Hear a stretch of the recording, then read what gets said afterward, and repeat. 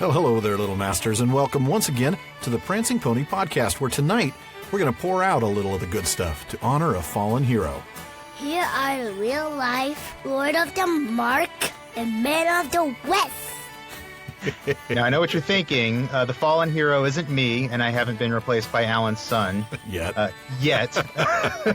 So, as I'm sitting here figuring out ways to step up my game, let me just go ahead and say, for now, I'm Sean Marchese, the real-life Lord of the Mark, and I'm here with the Man of the West, the Aragorn to my Éomer, Alan Sisto. Well, Sean, you got nothing to worry about. We record after his bedtime, so you're good. A few years, all right. I'll start looking for something. Contract extension. Thanks, Sean. Well, tonight, folks, we continue our read of Chapter 19 of the Silmarillion of Beren and Lúthien. It's part 2 out of 3 episodes on this chapter, so if you haven't listened to our previous episode, 031, please do so before you continue with this one. It would be like watching The Empire Strikes Back before you watch A New Hope, or The Two Towers before The Fellowship of the Ring. Well, that wouldn't be very good, would it? No. I actually really enjoyed our first episode on this chapter. Oh, yeah. It was really nice. I think we got into some of the personal importance the story had to Tolkien. We so rarely get to do that, and I thought that was a lot of fun. I did, too. And I also enjoyed actually getting to read some poetry last time. Wasn't that interesting? Well, we're going to read more tonight, aren't we? I'm sure I made a complete fool of myself doing so, but Alan has begged me to let him make a fool of himself this time, so we'll let him read some poetry this time around. Yeah, that's going to be interesting. But let's not get ahead of ourselves. We have plenty of time for both of us to make fools of ourselves, as we have for 31 and a half episodes. Yeah. But before we do, Sean, I know you gave Bartleman a week off last time. What about tonight? Does he have anything in his bag for us? He does tonight. I thought I couldn't give him 2 weeks off in a row or 2 bye weeks off in a row. So he's got something for us tonight. You know, believe it or not, we keep finding really old letters in the bag. And frankly, I'm not really sure if that guy's worth what we pay him. Maybe it's time to replace him. But this is a timely letter, actually, because it's about our old friend Sauron. And we're going to spend a lot of time with Sauron today. Yes, we are.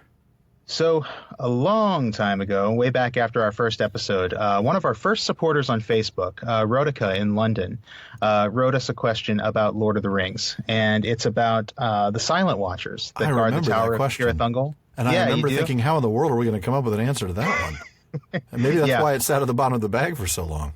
Yeah, that, and I think it was just one of those, we got so much Silmarillion stuff to get through. Exactly. When can we get to this? But of course, we couldn't exactly wait until that point in the Lord of the Rings. I mean, that could be years 3 from years now. from now. Yeah. So anyway, so she asked about the Silent Watchers, and if you're having trouble remembering, so this is in Book 6, Chapter 1, as Sam is approaching the Tower of Cirith-Ungol. He's going to rescue Frodo, and he sees these, I won't read the whole passage, but he sees these great figures seated upon thrones. Each had 3 joined bodies. They've got 3 heads facing outward and inward and across the gateway. Really terrifying. Vulture faces, claw-like hands, and he feels them watching him. Some dreadful spirit of evil vigilance abode in them. And so Rhotica wrote in asking about these. She says, I've always been puzzled about their nature. What kind of spirits were they?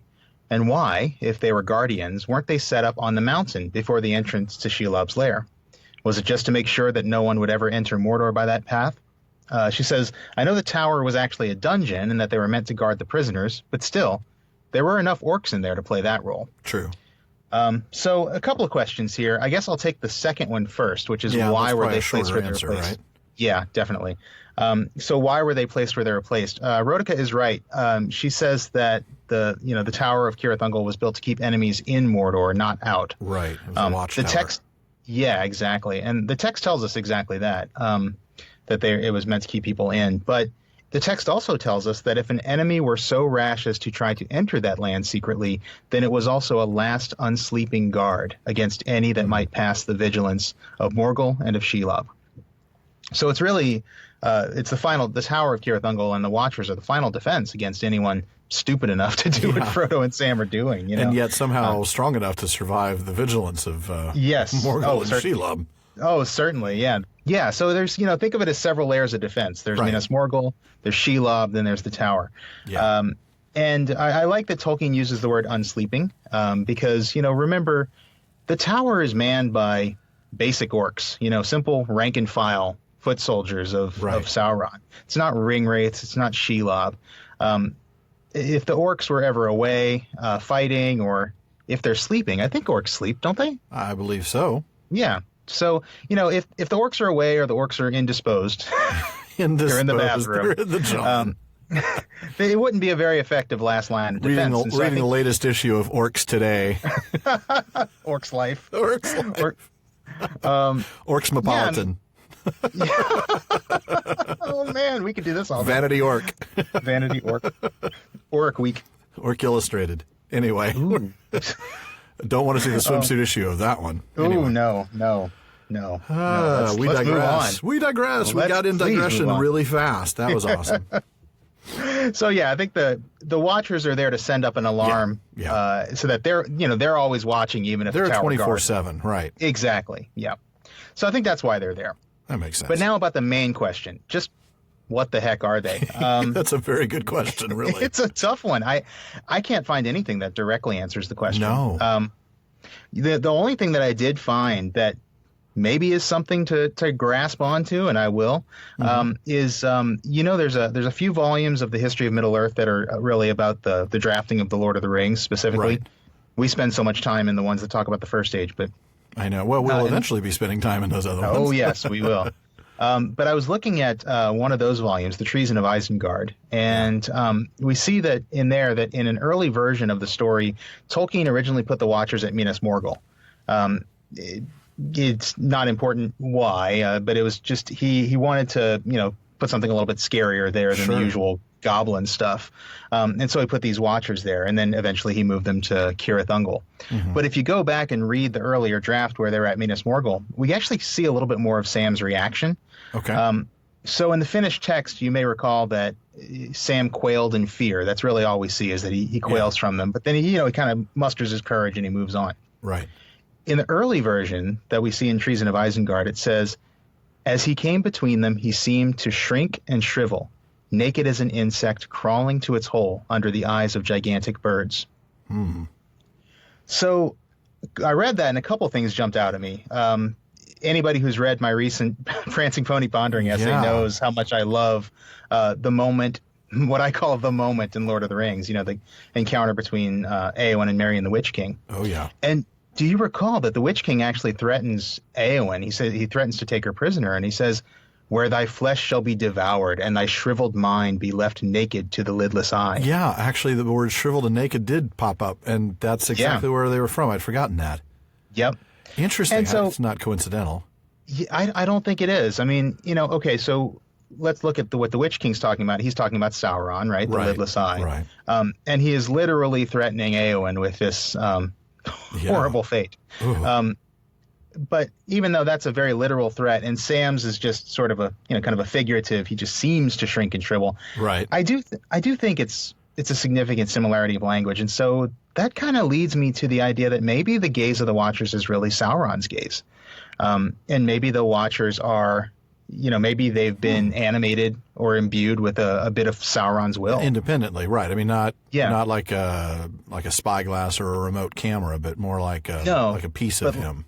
Yes, exactly. A piece of him, kind of like the way he did with the ring. The ring. That's exactly what I was thinking. Inanimate objects that seem to have some level of sentience or of will or of power. And the ring obviously comes to mind as the other big one in the Lord of the Rings.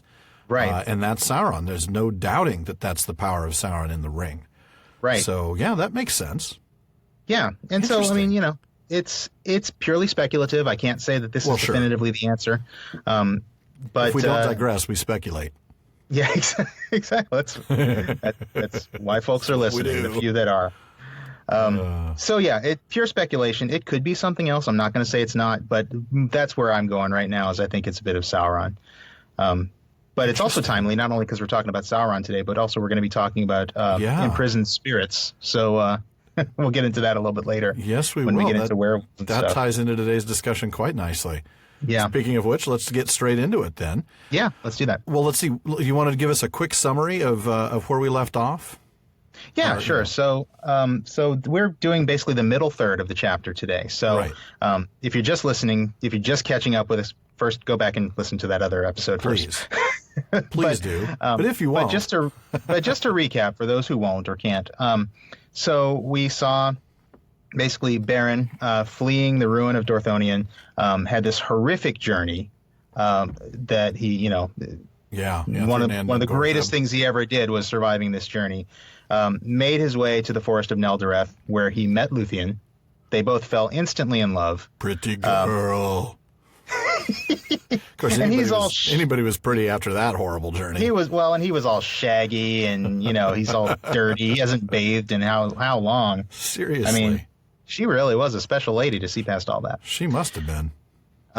So she took him home to meet Dad. Dad didn't care for him. Not her best move. No. And Dad gave him an impossible quest. He says, well, if you want to marry my daughter, you're going to have to bring me a Silmaril from Morgoth's crown. I was thinking about that after we recorded that episode. The whole idea of an impossible quest is pretty common in mythology, and we often talk about things that we see in other myths, but that was something that jumped out at me that we didn't touch on. But yeah, you see it all over the place. So this idea of an impossible quest, very common, and clearly that was his point here. He wanted to give him something that literally could not be done. Yeah, I mean it's partly a proof of worth. Prove your merit, prove that you're worthy of my daughter. But it's also there's no way you're going to be able to do this. There's not a chance. And it's a convenient way to get rid of him, which the text actually tells us. Oh yeah, he even says if there really was a chance that he could do this, I'd have killed him anyway. Right, exactly. Good old Thingol. Good old Thingol. Nice dad, Thingol. Good guy. Good guy. Yeah. So then he leaves to go on his quest, but he goes the other direction because he wants to go talk to Finrod first. So Finrod, who had made a vow to his father, decides to go ahead and live up to his oath, and says to his people, "I'm going to go with Beren." Unfortunately, Celegorm and Curufin are there at the time, and they rabble-rouse, and most of Finrod's people basically abandon him and say, you go right ahead. We're gonna stay here and take these guys as our lord. And they've been waiting for this chance for a long time, unfortunately. Yeah. And of course, they don't. I shouldn't say they take them as their lord. They take Orodreth as their lord, but it's clear that Celegorm and Curufin hold a great sway over a large number of the people of Nargothrond. Yeah, well, we see a lot of. We didn't talk too much about Orodreth last time because we didn't see much of him, but he just, I don't know. Every time he shows up, he's not really a strong ruler. Let's just put it that way. No. So he's easily swayed, I think was the way you put it. Yeah, that really is kind of what describes him, isn't it? He just sticks his finger up in the wind, figures out which way it's blowing, and that's the way he goes. He'd be a great politician these days because he just would do whatever's popular in the polls. Yeah, right, exactly. So, but not the guy you want leading your city through war with the Dark Lord. He's a reactor, not a proactor. I think that's kind of his deal. But so that's where we left off, and now we're going to pick up with Finrod and Beren and these 10 others that went with Finrod. They head up north, and they end up slaying a company of orcs and then disguise themselves and keep heading north. I wish we saw more of this. Wouldn't that be cool? Yeah. It's 12 against a company. Yeah, a company of orcs. That's no small number. I mean, it was a stealthy fight. It's not like they came up to him and said, "Hey, let's have a fight." True, they slew them all in their camp by night. They slew them by night. But yeah, so they disguise took their themselves gear and their as weapons. orcs. That's one of Tolkien's greatest hits. Yes, it is. Frodo and Sam. That's exactly what I was thinking. However, this time Finrod has some special arts, the arts of Felagund. Their own forms and faces were changed, so they look like orcs. They really do look fully like orcs. look like orcs. Yeah. We'll see more of this whole kind of make you look like what you're not sort of thing in this chapter, believe me. So they're on their way north, and they have to pass through that narrow gap up where Tol Sirion is, except that it's not called that anymore, I don't think, at this point. But it's where the old Tower of Minas Tirith is. Right. Tol and Gowerhoth, I believe it's called That's what it is, the Isle of Werewolves. Yep. So Sauron sees them. Basically, they were supposed to check in. They didn't. So he brings them before him. And I'm going to go ahead and read this. You said it was going to happen, right? That I was going to read poetry. Yeah. Here we go. This is we're starting you off strong. We're letting you let's get it out of the way for you. Dive right into the deep end. But another reminder of how powerful song is this great passage. So, thus befell the contest of Sauron and Felagund, which is renowned. For Felagund strove with Sauron in songs of power, and the power of the king was very great. But Sauron had the mastery, as is told in the Lay of Lúthien. He chanted a song of wizardry, of piercing, opening, of treachery, revealing, uncovering, betraying. Then sudden Felagund there swaying sang in answer a song of staying, resisting, battling against power, of secrets kept, strength like a tower, and trust unbroken, freedom, escape. Of changing and of shifting shape, of snares eluded, broken traps, the prison opening, the chain that snaps. Backwards and forwards swayed their song. Reeling and foundering as ever more strong the chanting swelled, Felagund fought, and all the magic and might he brought of elveness into his words. Softly in the gloom they heard the birds singing afar in Nargothrond, the sighing of the sea beyond the western world on sand of pearls in Elvenland.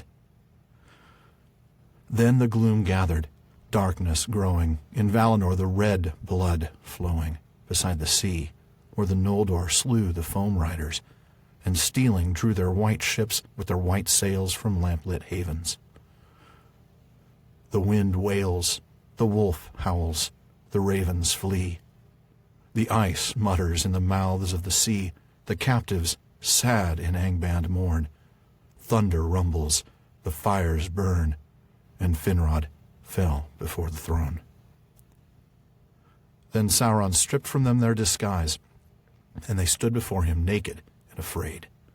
But though their kinds were revealed, Sauron could not discover their names or their purposes. Wow. Man.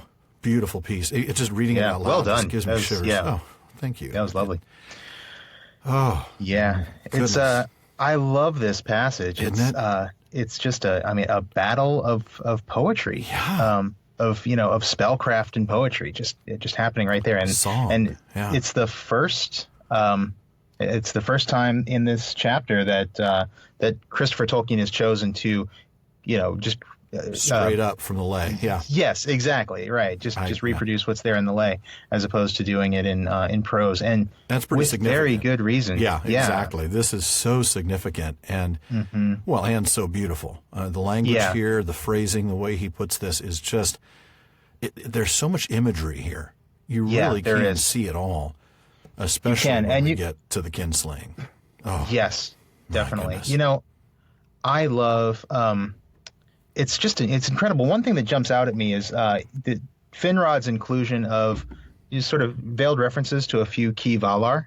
Yeah, we've got, he talks about they heard the birds singing afar in Nargothrond. That makes me think of Manwë. Yep. Sighing of the sea beyond. Of course, that would be Ulmo. Maybe I'm stretching a little bit to find Aule in the sand of pearls in Elvenland. But pearls, no, pearls would still be more Ulmo. I mean, that's they're not probably more gems Ulmo of the earth. Yeah. But still, he's definitely using imagery from nature, and you really get the sense of the purity of nature, and it's nature's purity not only in Aman, which would be the Elvenland beyond, but also in Middle Earth, because he talks about his own kingdom of Nargothrond. Absolutely. It's like he's using all the power of Arda and the goodness that is within Arda, almost, kind of channeling it through this song, and that's beautiful. And then Sauron, of course, twists it.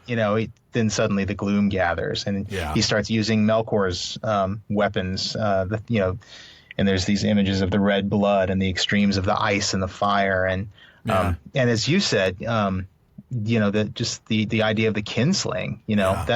That's so prominent here. Sauron doesn't even have to twist the truth. I mean, he doesn't have to lie like Morgoth might. He just reminds him of what happened. Reminds him of, but this is in you. This is what your people did. Yeah, absolutely.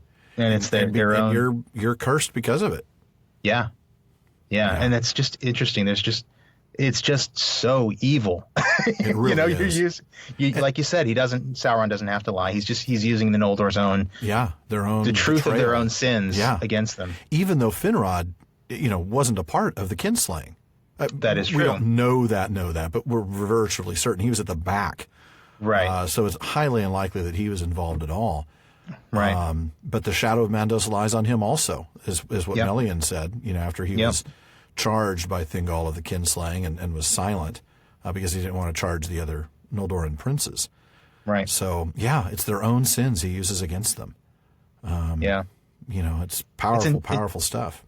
It's intense, and this battle of wills is every bit as powerful as Fingolfin versus Morgoth that we got in the last chapter. Any of these, it's just one of the great one-on-one duels, and I love that it's a song. Isn't it beautiful? I love it. I mean, the words, the phrasing, the musical nature of the verse. Yeah, great stuff. And it is sad. I mean, I was just thinking about this. The Noldor's own sins were used against him. Tolkien would have been very familiar with the idea of, and I don't know that we are so much today, that one of Satan's, in the Judeo-Christian tradition, is that one of Satan's big jobs is he's the accuser. He's the one who reminds you of all the bad things you've done, to make you feel like you can't have a connection with God.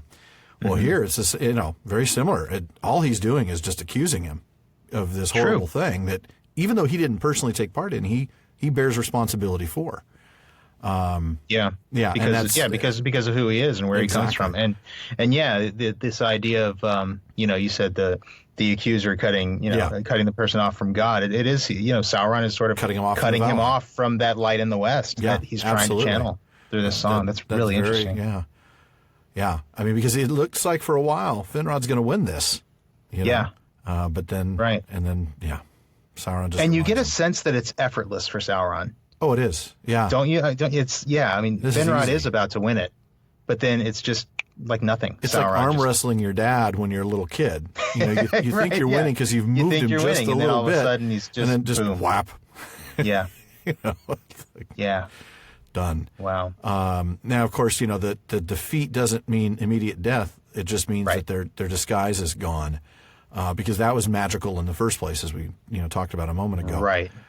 But so he's able to see we've got. So very important to clarify, as we'll see in a moment. Finrod is not dead yet. Not yet. We get He's not quite dead. He's only mostly dead. He's not getting better, but he's not getting better. So he sees that we've got one man and 11 elves, but he couldn't discover anything else about them. So he throws them into a pit, and then from time to time, this is charming because we love what happens in pits. Here, every once in a while, a couple of eyes show up and a werewolf devours one of the companions. It's a very casual. It's just very casual reference to humans being eaten by a werewolf. Like from time to time, a werewolf shows up, eats somebody. Chop. But none betrayed their lord. Their lord. Yeah, which is good. Yeah, these are valiant guys. I mean, the ones who followed Finrod would have been the most loyal. Absolutely, the only ones that were. And once one of them got eaten, I guess they all kind of reconciled themselves to the fate. It's like, you want to stand in front this time? Yeah, right. Well, Bob, it's your turn. You drew the short straw. You drew the short straw. That's exactly what I was thinking. Yeah. Oh, goodness. Bob, it wouldn't be Bob. I guess it would be Bob Way or something. Bob Alphin. Bob. Yeah. I'm sure their names are listed somewhere. I just don't have them in front of me. So I'm going with Bob. Bob Alphin. Well, we do know the name of one. We talked about him possibly as an answer to a trivia question before, correct? Oh, that's right. Yeah, we did. Was it Edrahill? Edrahill. Yeah. We're going to make Edrahill famous somehow. I don't know. Anyway. Stick with us, kid. You're going places. There you go. Oh. Hopefully not down the gullet of a werewolf. The stomach of a werewolf. Oh, goodness. Well, on that note, I don't know. Is it time to talk about exactly what's eating these guys? What's eating? So bad. Yes. What's eating Finrod's company? I think it is. Little known Johnny Depp movie from the 90s. Oh goodness. Well, yeah. I mean, we've been promising to talk about wolves and wolf-like creatures for a few episodes now, and I think we've both done a little bit of research on this, maybe it's time to jump in. I think so. So I think what we're looking at here is the difference between what we've got: wolves, wargs, and werewolves. Right. And the question is, sort of, what are the differences? Where's the lines between them? Right. And I think you've got a quote from Lord of the Rings that I thought would be good to start on. Yeah, I think this one's a good starting point. It's from the Lord of the Rings in Book 2, Chapter 1, which is Many Meetings. Gandalf is talking to Frodo after he wakes up in Rivendell.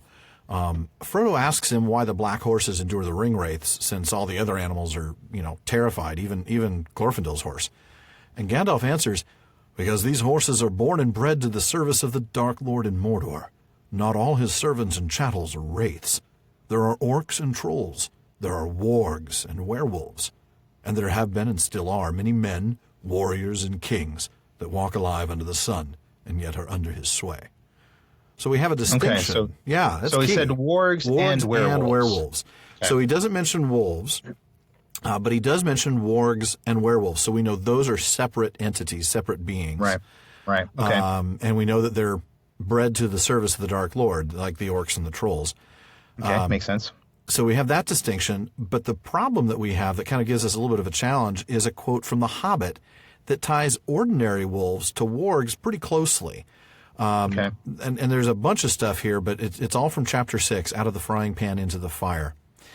Just at that moment, the wolves trotted howling into the clearing. All of a sudden, there were hundreds of eyes looking at them. Still, Dory did not let Bilbo down. He waited till he had clambered off his shoulders into the branches, and then he jumped for the branches himself. Only just in time. A wolf snapped at his cloak as he swung up and nearly got him. In a minute, there was a whole pack of them, yelping all round the tree and leaping up at the trunk, with eyes blazing and tongues hanging out. But even the wild wargs, for so the evil wolves over the edge of the wild were named, cannot climb trees. And it goes on. So we've got the wargs, for so the evil wolves over the edge of the wild were named. And going on in he continually interchanges wolves and wargs in the next paragraph. We see it all the time. We talk about, let's see, they guarded too, talking about the trees where all the dwarves were, while all the rest went and sat in a great circle. In the middle of the circle was a great gray wolf. He spoke to them in the dreadful language of the wargs. Okay, yeah, I see where you are now. Yeah, and okay. So, we get this, and really through that whole passage, we see wargs and wolves as being wargs interchangeable. Yeah. But there are some distinctions. Yeah, it seems we got two distinctions, that they're evil wolves and that they live over the edge of the wild. So if we have... So the ones we have there in The Hobbit are wargs. Yes, they are. But they're also wolves. They happen to be of this subgroup, this certain category of wolves. Right. If we have a Venn diagram, right, wargs would appear to be a subset of wolves, so that all wargs are wolves, but not all wolves are wargs. Right. Boy, I hope we haven't lost anybody there. No, it's kind of hard to do a Venn diagram on a podcast. No, it's a category of wolves. As you said, there's wolves that are wolves, but then there's evil wolves that live over the edge of the wild. But that whole circle of wargs is within the circle of wolves. There's no wargs that aren't wolves, but there are plenty of wolves that aren't wargs. Like we got there's all sorts of different kinds of men, but Haradrim are all men. Right, not all Haradrim are men, but not all men are Haradrim. Yeah. But werewolves appear to be something altogether separate, and we got a really good quote about them from last week's episode, that they are fell beasts inhabited by dreadful spirits that he, Morgoth, actually, had imprisoned in there, but I wasn't sure if it was Sauron or Morgoth, but that they're fell beasts inhabited by dreadful spirits that he had imprisoned in their bodies. In fact, before we go any further, though, I want to make sure we define fell, because I think last week we kind of mocked the whole fell beast thing. Just to make sure we get that cleared up. Fell just means of terrible evil or ferocity, deadly. Yeah. Okay, so these are really, really bad beasts. By the way, I should point out that I'm going to be defining fell. There's a totally unrelated word, fell, that I'm going to bring up later. Like the fells of some place? Like exactly. Yeah. Well, no, like the fell of a creature, like a hide. Yeah, the hide. Yeah. Okay. Even different. So we're going to define two different fells for you tonight. We love words. Yes, we do. We're word fans. We do. We especially love when we've got homophones that have nothing to do with one another. But okay, so where are we now? So there's wolves, and then there's wargs, which are wolves but are very evil and very strong, I guess, and geographically live over the edge of the wild. Okay, yeah. And then there's werewolves, which are werewolves are really a different species entirely. Right, exactly.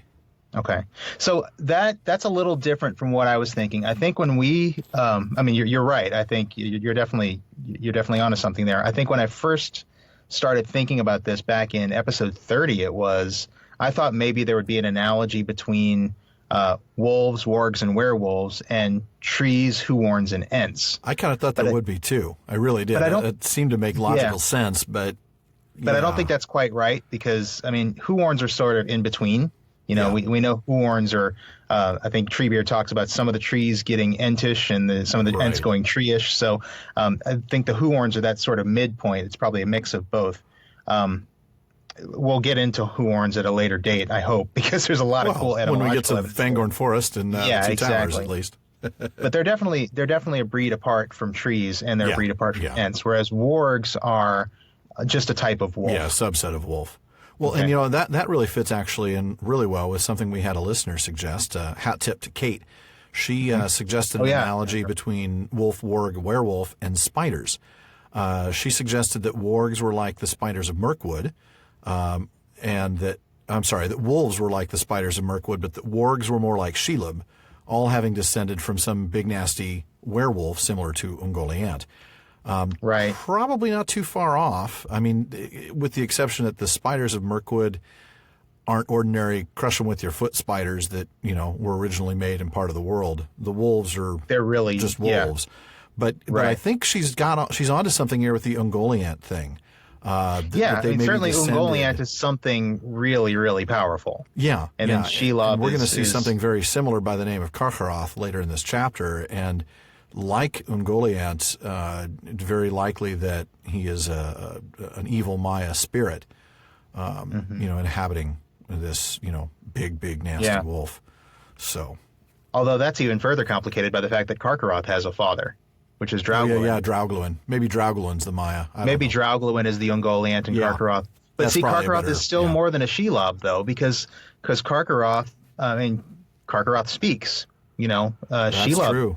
Shelob doesn't ever speak. No. I don't think she has much of a brain or a soul beyond orc tasty, hunger. hobbit tasty. Yeah, exactly. Flesh tasty. And I'm not saying that speech is the only mark of sentience or no, but it's a good clue. A spirit. Yeah, I mean, certainly Ungoliant qualifies in that regard. Yeah, that calculating sort of. Yes, exactly.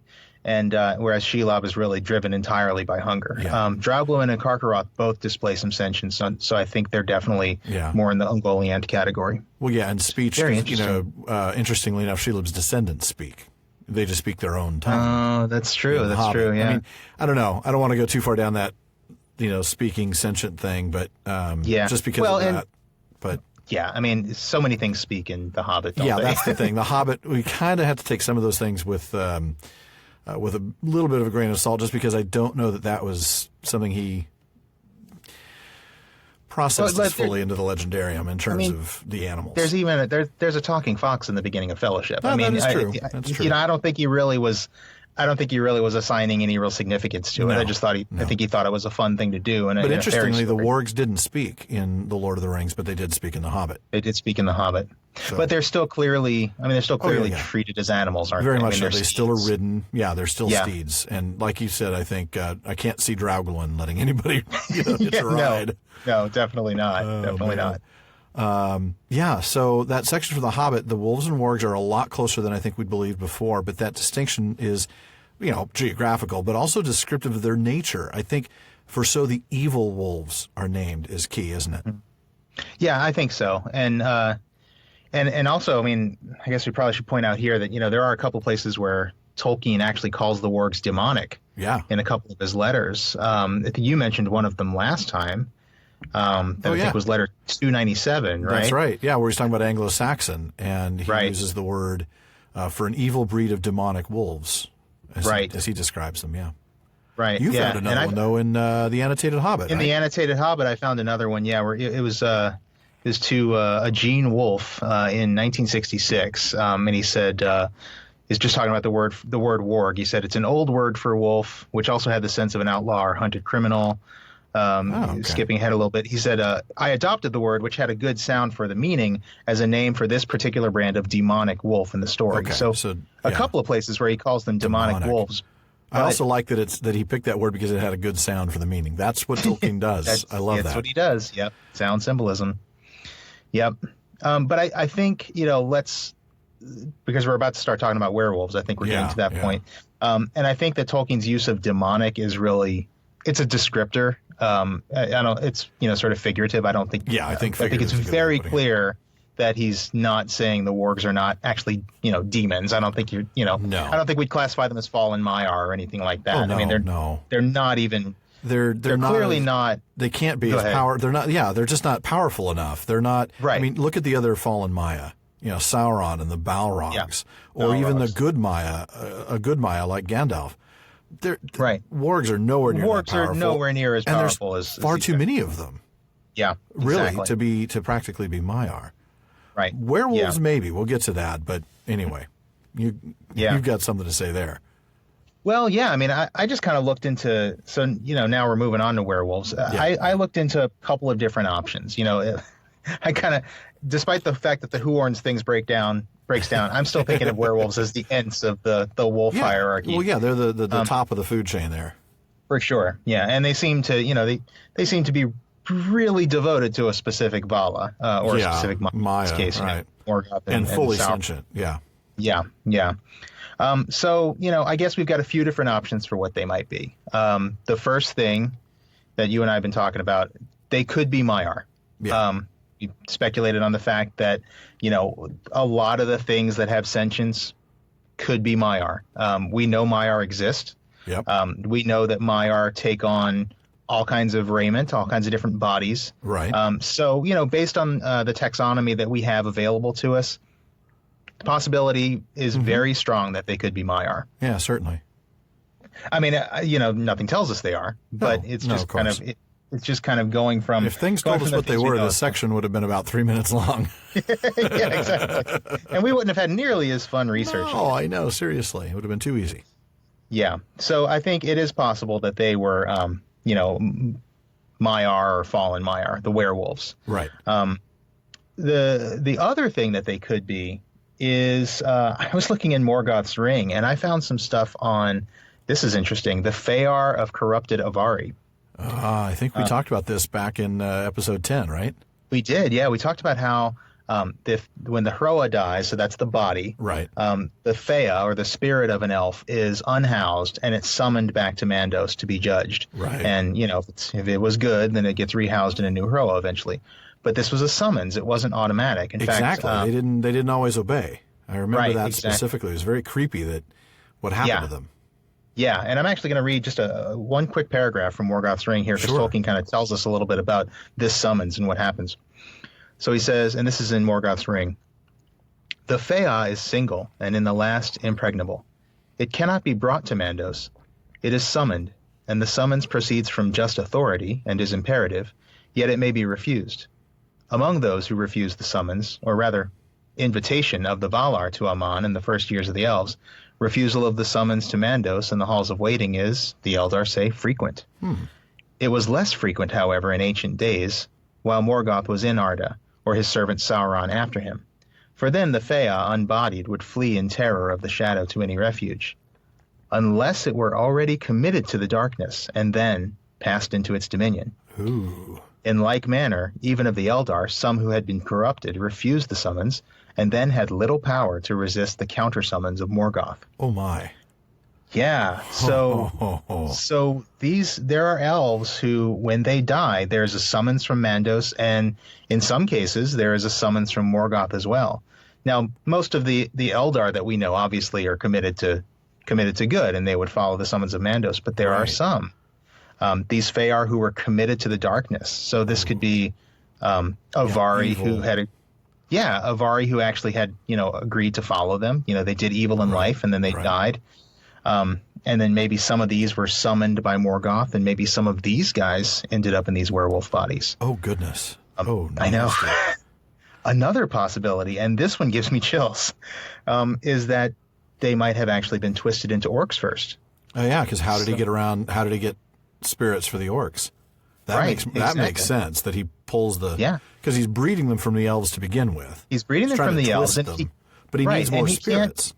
Right. Well, and he can't change their nature as created by Iluvatar. So if he's breeding something that is by nature an elf, Morgoth twists that nature, but he doesn't create something new, does he? No. So it is very possible that orcs still have Fëanor like elves do. And when they die, they may be summoned back by Morgoth and rehoused in something worse than an orc. Oh, yeah, or something worse. You're right. Yeah. Well, that's interesting. And maybe a werewolf. So I don't know. That's certainly more speculative than just about anything else we've talked about on the show, but it's interesting speculation. It definitely is. Yeah, it's definitely speculative. I like the idea because it's creepy. It is creepy, and very. it makes the werewolves terrifying. But it's a really scary thought to think that these Avari, however they've been captured by Morgoth, that even after death, they can't escape Morgoth's domination. They would be tied to Morgoth's domination until the end of Arda. Till the world is remade. Yeah, it's creepy. Well, that certainly pulls to mind that line where that the making of the orcs is the vilest deed of Melkor and the most hateful to Iluvatar. Yeah. Wow. Yeah. I mean, it's just that is creepy. Horribly nasty thing to do. So there are a couple of options. So the Fëanor of corrupted Avari could be what powers the werewolves. That's certainly possible. And almost certainly, I would say, are probably what powers the orcs. But it could also be what powers the werewolves. My goodness. Those are the two possibilities that I see as the most likely. I mean, you get other theories sometimes. Some people seem to think that they might be, other kinds of spirits. We all know that there are just a few enigmas in Middle Earth. Tom. People like what was it? Yeah, Tom. Yeah, exactly. And people like to bring up things like the Book of Lost Tales, where Tolkien talks about all these other lesser spirits. But again, that's Book of Lost Tales. He really doesn't. So much of that thing. He got rid of him for a reason, and we have to. Yeah. He's gotten rid of him, then he's gotten rid of him. So. Exactly. I don't think. I mean, maybe, I guess, but there's just nothing in the writing to support it. Well, there's nothing. There's nothing really to support. Well, I mean, there is stuff to support what we suggested. It's just more implication. This would be pure speculation, creation. Nothing. And not even speculation, but just creation. It's just invention. Yeah.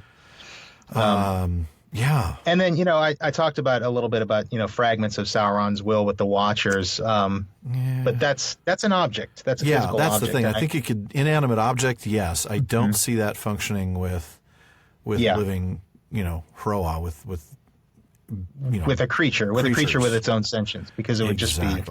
Exactly. Well, and besides, you brought up Tolkien's quote about dreadful spirits. Imprisoned in their bodies. I mean, so we know that there are dreadful spirits. They're spirits of some sort. Yep. And they're individual spirits, it seems. It's just, who are they? Are they Maya, or are they the Fëa of fallen elves? My goodness. Whew. They're scary, whatever they are. Well, yeah. And you know what else is scary is that we spent over a half an hour on basically the first 3 paragraphs of this story. So we're going to have to move forward. We'll be fine. So what do we get next? You got a little something, right? So while this is all happening in Tol and Gaurhoth, Lúthien is back home, and she actually feels this peril that Beren is in. Yeah. Almost like Princess Leia when Luke was hanging from the Cloud City with his hand cut off. Remember that? You brought up Empire Strikes Back. With his hand cut off, huh? Are we really going there this quickly? How about that?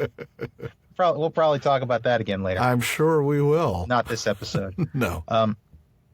So she is... you're right. She perceives that no help would come. It's like, well, how in the world does she even...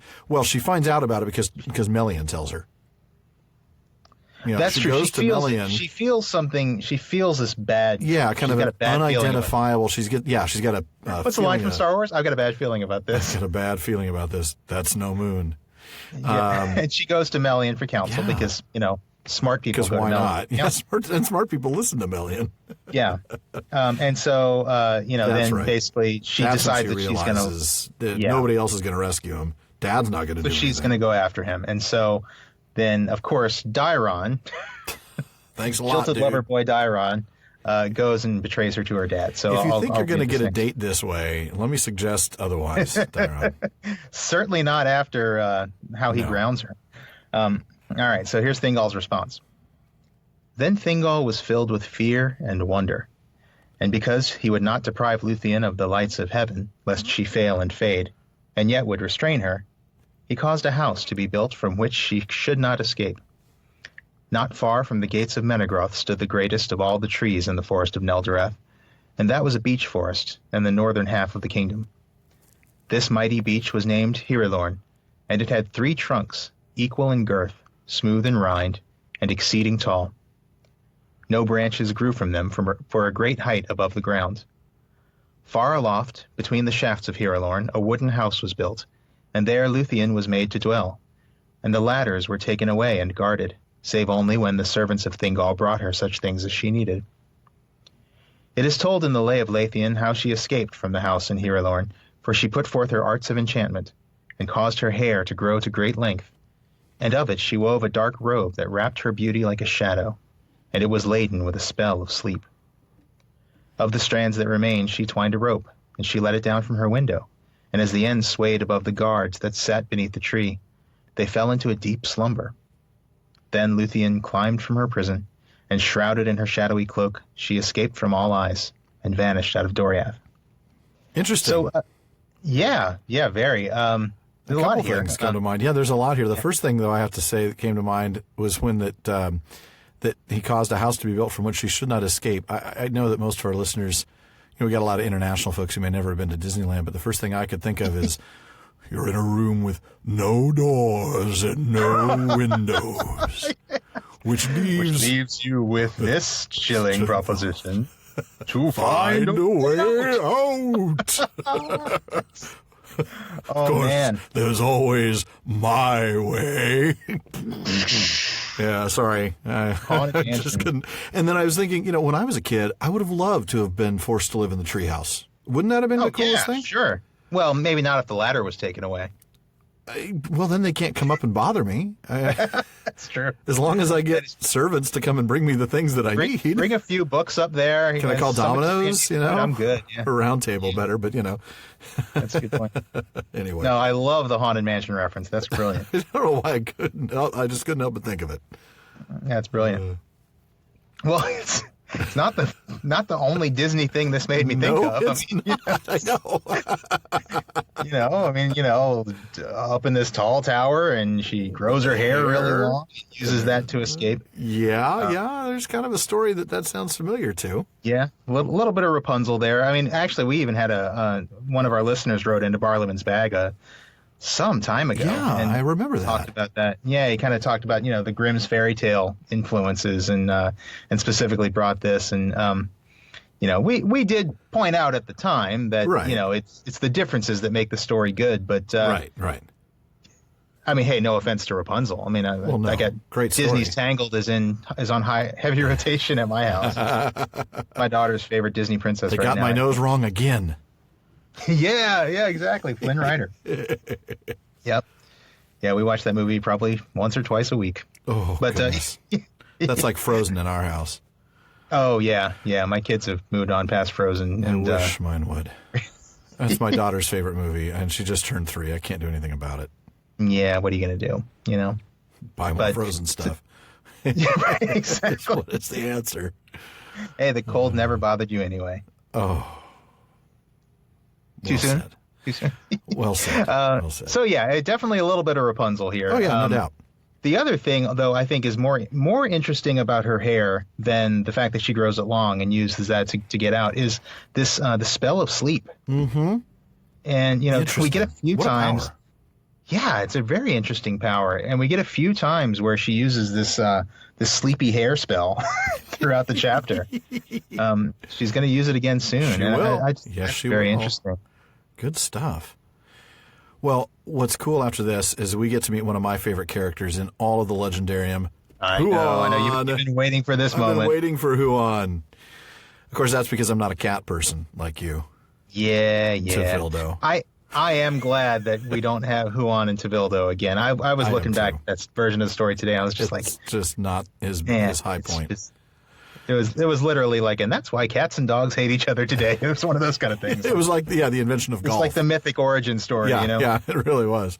Anyway, you're going to read this next. I'm going to read a bunch. I'm going to read a little bit from the text of the Silmarillion, and then I'm also going to read from Canto 8 of the Lay of Lúthien. So we'll start with the text from the book here. Excellent. It chanced that Celegorm and Curufin went on a hunt through the guarded plain, and this they did because Sauron, being filled with suspicion, sent forth many wolves into the Elf-lands. Therefore they took their hounds and rode forth, and they thought that ere they returned they might also hear tidings concerning King Felagund. Now the chief of the wolf-hounds that followed Celegorm was named Huan. He was not born in Middle-earth, but came from the Blessed Realm, for Orome had given him to Celegorm long ago in Valinor, and there he had followed the horn of his master before evil came.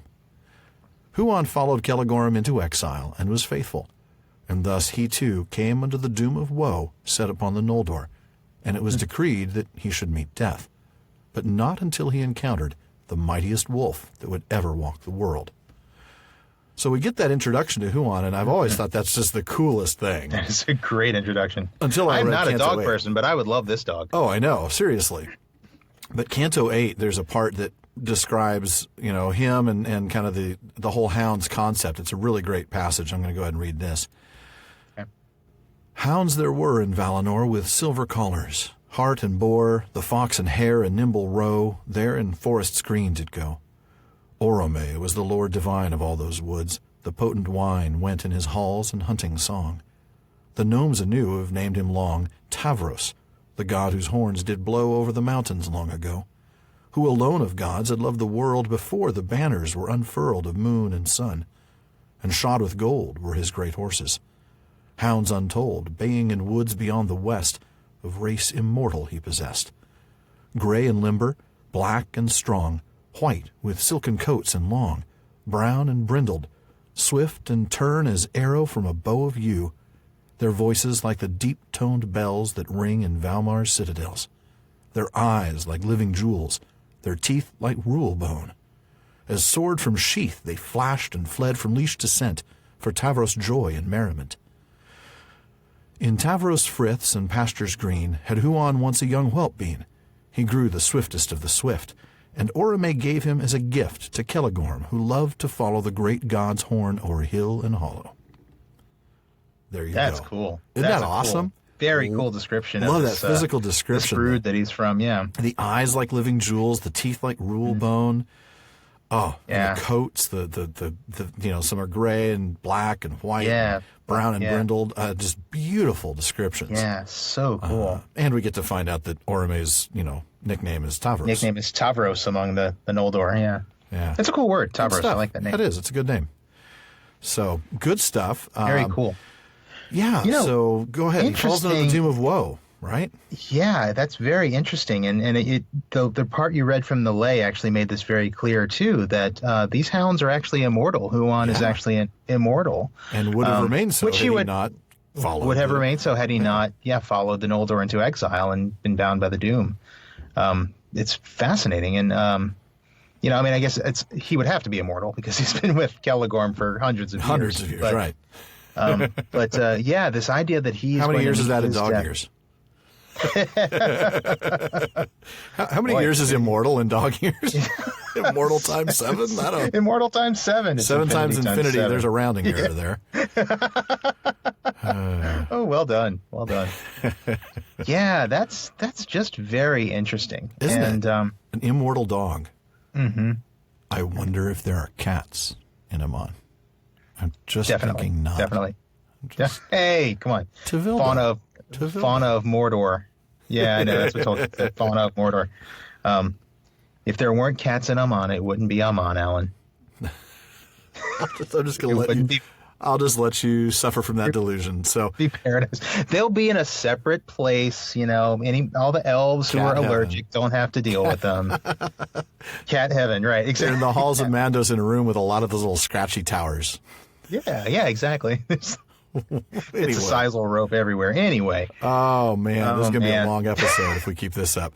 So what happens with Huan? I know this is where you got some stuff from.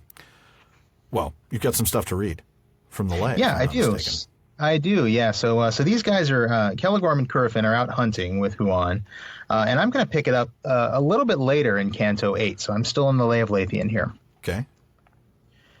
3 days they ride by holt and hill, the wolves of Thu to hunt and kill, and many a head and fell of grey they take, and many drive away, till nigh to the borders in the west of Doriath a while they rest. There were dim cries and horns blowing, and barking dogs through the woods going. The hunt was up, the woods were stirred, and one there fled like startled bird, and fear was in her dancing feet. She knew not who the woods did beat, far from her home, forewandered, pale, she flitted ghost-like through the vale. Ever her heart bade her up and on, but her limbs were worn, her eyes were wan. The eyes of Huan saw a shade wavering, darting down a glade like a mist of evening snared by day and hasting fearfully away. He bayed, and sprang with sinewy limb to chase the shy thing strange and dim. On terror's wings like a butterfly pursued by a sweeping bird on high, she fluttered hither, darted there, now poised, now flying through the air. In vain. At last against a tree she leaned and panted. Up leaped he. No word of magic gasped with woe. No elvish mystery she did know or had entwined in raiment dark availed against that hunter stark, whose old immortal race and kind no spells could ever turn or bind. Huan alone that she ever met she never in enchantment set nor bound with spells, but loveliness and gentle voice and pale distress, and eyes like starlight dimmed with tears, tamed him that death nor monster fears. Wow, I love that. So she couldn't have, her spell of sleep wouldn't have done any good anyway. No, because he's immune to that. Yeah, exactly. But she didn't have to because he just fell in love with her when he looked upon her. Yeah. Gorgeous. Yeah, what a beautiful passage. That's beautiful. And so, just a couple of quick notes about that. We talked last time about this old name for Sauron, Thu. Thu, yeah. They're hunting, and there we go, Sauron's wolves. They're hunting and killing. And there's that word fell that I talked about. Yes, fell, being an animal hide. In this case, many a head and fell of gray they take. So they're basically just, taking the wolves' heads and hides back home as trophies and rugs and coats. Smell a bit like wet wolf. Ooh. Yeah, you don't want to. So I just love this effect that she has on. You kind of see that she has Lúthien provokes a very strong reaction. Yeah, she does. Doesn't she? She has a way about her. She does. And some beings respond in one way to her, and some respond in a less wholesome way to her, and you can kind of tell the good guys from the bad. That's true, because we're going to see Celegorm here in a little bit. But all right, so in fact, we're going to see him here. I've got a passage a bit to read here after the hunt. Thus they broke off the hunt and returned to Nargothrond. So before I actually did get into that, what we need to point out is that Lúthien was brought to Celegorm and Curufin by Huan. I mean, that's kind of what the result of this was. Huan finds her as she's fleeing in the hunt, and he brings her back to them. So Celegorm thinks she's a hottie and thinks, well, maybe I can help her out. So, he pretends not to know anything about Beren. Inappropriate laughter. Yeah, inappropriate laughter. He pretends not to know anything about Beren. And then the text says that, thus they broke off the hunt and returned to Nargothrond, and Lúthien was betrayed, for they held her fast and took away her cloak, and she was not permitted to pass the gates or to speak with any, save the brothers Celegorm and Curufin. For now, believing that Beren and Felagund were prisoners beyond hope of aid, they purposed to let the king perish, and to keep Lúthien, and force Thingol to give her hand to Celegorm. Thus they would advance their power and become the mightiest of the princes of the Noldor. And here we get something I touched on last episode. And they did not purpose to seek the Silmarils by craft or war, or to suffer any others to do so, until they had all the might of the elf kingdoms under their hands. Orodreth had no power to withstand them, for they swayed the hearts of the people of Nargothrond, and Celegorm sent messengers to Thingol, urging his suit. Wow. So their plan is really to get all the elves on their side and get all the strength of the elves behind them, and really sort of a marriage, political marriage. Oh really. Yeah, this is purely a political marriage and a lust. I mean, a lust marriage for sure. Yeah, Celegorm, he became enamored of her. Yeah, but you can tell it was not a good kind of enamored, because he spoke her fair. So he spoke kindly, but he wasn't thinking the first kindly. thing you do to the lady is lie to her. You don't really have good intentions. Right off the bat, that's not a good thing. And then you make her your prisoner. That's really worse. Much worse. Yeah. I mean, it occurs to me that Celegorm he's got ambition. You got to give him that. But that's true. The list of folks he's prepared to step on to get to the top is, it's just growing. I mean, you got he's stepped on Finrod and Beren, and he's ready to go. He's the Lúthien, Thingol in his sights, and Orodreth, he'll jump right over Orodreth, of course. I mean, that apple really didn't fall far from the tree. No, he is Fëanor's boy. Yep. Dad would be proud. Dad would be proud, which is usually not a good sign. Dad is always proud, actually. That's true. It was kind of Dad's his problem. just a proud guy. It's what he's known for. Doom. There's that Fëanor-shaped pinata again. We're just going to keep on beating that Fëanor horse. Yep. Nothing good comes out of it either. So Lúthien talks to Huan. He talks to her she talks to him while she's in captivity. Mm-hmm. And this is where I want to pull in something more from the lay. This is a little bit longer here. Goodness, I think this is actually takes us all the way to the end of it, right? Yeah. This is the end of Canto 8, right? So this is the end of Canto 8, the three last stanzas of Canto 8. At Lúthien's feet there, day by day, and at night, beside her couch, would stay Huan, the hound of Nargothrond, and words she spoke to him soft and fond. O Huan, Huan, swiftest hound that ever ran on mortal ground, what evil doth thy lords possess, to heed no tears nor my distress? Once Barahir all men above good hounds did cherish and did love. Once Beren in the friendless north, when outlaw wild he wandered forth, had friends unfailing, among things with fur and fell and feathered wings, and among the spirits that in stone and mountains old and wastes alone still dwell. But now not elf nor man, none save the child of Melian remembers him whom Morgoth fought, and never to thraldom base was brought. Naught, said Huan, but Curufin thereafter never near might win to Lúthien, nor touch that maid, but shrank from Huan's fangs afraid. Then on a night when autumn damp was swathed about the glimmering lamp of the wan moon, and fitful stars were flying seen between the bars of racing cloud, when winter's horn already wound in trees forlorn, lo, Huan was gone. Then Lúthien lay, fearing new wrong, till just ere day, when all is dead and breathless till, and shapeless fears the sleepless fill. A shadow came along the wall. Then something let there softly fall her magic cloak beside her couch.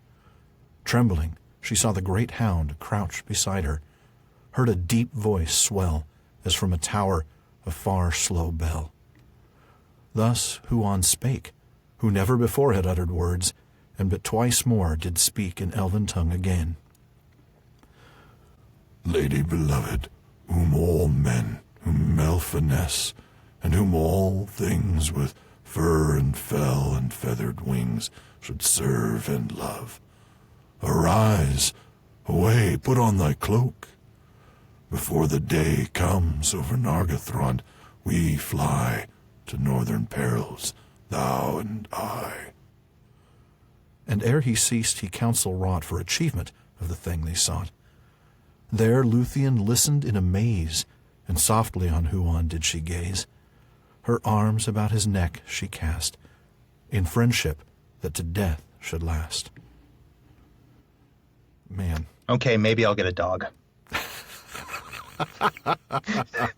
Maybe I'll consider it. Wow, that's great. As you're reading it, I'm just sitting here just reading along, and I just got, I'm frowning, and I'm feeling tense, and then when her magic cloak, he drops her magic cloak beside her couch. It's just big smile on my face. It's just it's so cool.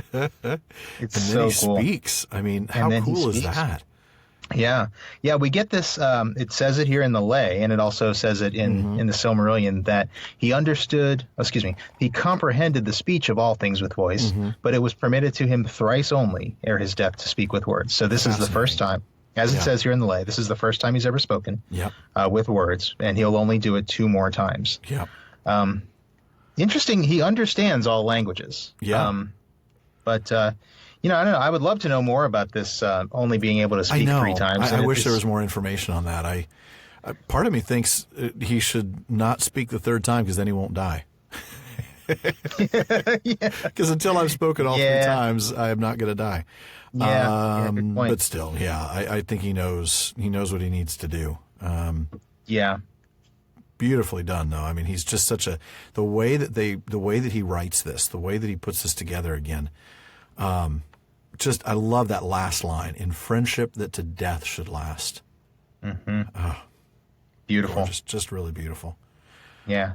And I like, there's this little bit, as incredible as the language in the lay is, and I'm glad you read that instead of the Silmarillion. There is one cool bit in the Silmarillion about how he humbled his pride. Oh, yeah. And allowed her to ride upon him. He's a great dog. I mean, there's no reason. Yeah. Yeah. Yeah, this is just something that, we just talked about the pride of Celegorm and Fëanor, and here their dog is able to be a better person than they are and humble his pride. Oh, man. It almost makes me think that this whole quest for Huan is an attempt to atone for his following the Noldor and leaving Valinor. Absolutely. And I love that because, even Huan now has a personal stake in the quest. He's got, as we say in the U.S., he's got skin in the game. Yep. He's got his own character arc. He's got his own goal to fulfill here, and I love that. It just makes him. It gives him purpose. It gives him purpose. He leaps off the page as this fully fleshed out. Yeah, he's not a tool. He's not a means to an end. He is a fully fleshed. I mean, he's even more eagle than the eagles, right? I mean, he's this tool that is used to accomplish a eucatastrophe in many ways, like the eagles. But unlike the eagles, he has a personal investment. Right. Yes. And he's a character in his own right. Yeah, he seems to have more agency than the eagles have. Yeah, the eagles are independence. More independence. Yeah, he's the eagles are more of a tool. They really are pretty much the tool of eucatastrophe. Yeah, they're purely a tool. Whereas here he's a tool, but he's there's so much more to him, and I love his character. But but meanwhile, back in the the pit of despair. Oh yeah. Good old Beren and Finrod. They're the only two left, aren't they? Yes, all their companions are now dead. So you want to read that paragraph for us? There went Edgerhill. Goodbye. Answer to trivia question. In the pits of Sauron, Beren and Felagund lay, and all their companions were now dead. But Sauron purposed to keep Felagund to the last, for he perceived that he was a Noldo of great might and wisdom, and he deemed that in him lay the secret of their errand. But when the wolf came for Beren, Felagund put forth all his power and burst his bonds, and he wrestled with the werewolf and slew it with his hands and teeth. Ooh. Yet he himself was wounded to the death. Then he spoke to Beren, saying, I go now to my long rest in the timeless halls beyond the seas and the mountains of Aman. It will be long ere I am seen among the Noldor again, and it may be that we shall not meet a second time in death or life, for the fates of our kindreds are apart. Yeah. Farewell. He died then in the dark, in Tol and Gaurhoth, whose great tower he himself had built. Thus King Finrod Felagund, fairest and most beloved of the house of Finwë, redeemed his oath, but Beren mourned beside him in despair. Yeah. My goodness, the irony of dying in the tower that you built. In your own tower, the tower that you built. And I love this reference about the fates of our kindreds are apart. It just struck me. But, we've talked about the Authrbeth. The Authrbeth, yeah. It is Finrod who has that discussion. So he, that's right. More than almost any Noldor, knows. He knows a lot about the fates of men. And he's got a lot of ideas about... he gets it. A lot of knowledge about what the differences are. No, you're right. It's speculation or it's oral history. I think it is a kind of knowledge, though. I mean, he gets... Well, yeah. He's not just like guessing. No, he's basing it on what what he'd been told. What Andreth had told him. Andreth. Yeah, I couldn't remember her name for a moment. Thank you for jumping in. You got it. Yeah, I mean he's basing it on men's oral history, and there's reason to believe that's that could be faulty. Accurate, yeah. But I mean it's relatively accurate. It's better than speculation, but there's going to be some flaws with it. Right, for sure. Yeah, my goodness, I love that he's the one who takes on the werewolf. Takes on the werewolf. Yeah. I love the fact that Sauron is planning to save him for last. This is sort of the it's almost like Sauron doesn't understand this new world where men can be powerful, almost like Morgoth underestimates men. Sauron underestimates men here. He assumes that Finrod, that they're on Finrod's quest. Yeah. Not that they're on Beren's quest, and that Finrod is actually, here to back Beren. Exactly. But man, Finrod stepping up, bursting his bonds to fight the werewolf. Incredible stuff. All to save Beren, because he knows that what Beren's going to do is going to change the world. Yeah. Yeah. Yeah, that's a good point. Amazing Very cool stuff. So we're not going to read this, but, Lúthien shows up. She sings. And again, because song is powerful, right? So she sings a song that no walls of stone could hinder. Beren hears, thinks he's dreaming, answers by song, praising the seven stars, the sickle of the Valar that we all know as the Big Dipper, or the Valakirka, or the plow, or the plow, that Varda, or the big bear, the big bear, the North Polar bear. Oh, that's a bad joke. Silly joke. Silly joke. And for those of you who don't recognize that line, that's from our special Christmas episode on Letters from Father Christmas. Please go back and listen to that one. Yeah, I think that was episode 28. I should have brought in a PB, if you know who that is. Remember that? I do remember that. Man, I love that. It was a lot of fun. Yeah, it was. This is not a lot of fun. There's a lot of death here. This is very sad. My favorite elf, pretty much my favorite elf, just died. I'm sorry. That's okay. I mean, I knew it was going to happen. I was really hoping that this song, this song of challenge, was fleshed out more in the lay. I went looking for it. There's a little bit there, but there just wasn't really enough to really bother going into. But you wonder if that's something he would have fleshed out later on had he gone back to the lay. Yeah, but that would have been kind of cool. So Sauron now thinks kind of Celegormish. He thinks he's going to capture Lúthien. So he sends wolves to the bridge, and Huan, the hound that he is, kills it quietly. Little ninja stealth dog.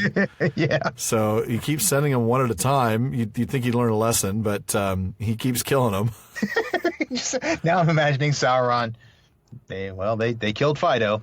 All right, send spot. Send it over.